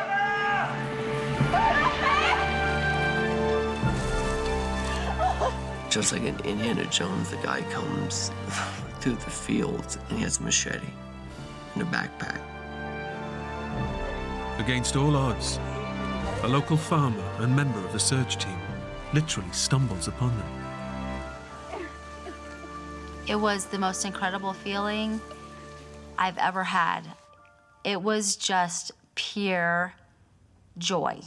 Oye, este es Marvin. It was complete elation. I remember sitting down and thinking, this is unbelievable. Rescued from the Costa Rican jungle, Silke, Alvaro, and Michael made a full recovery. I think it was just luck that I survived. I have a beautiful family. I have 2 beautiful sons. When things get tough, hey, you're just lucky you're here. Brandon and Brandy's injuries healed, and they returned to America. They're still happily married and have 2 young children. You can't go through something like that and not be closer. I was with my husband. He was my family, and he was right next to me, taking care of me. I am definitely happy to be here. I'm happy to have a second chance. And I'm happy to have my wife and 2 beautiful little kids that remind me every day of the reason that I'm probably here.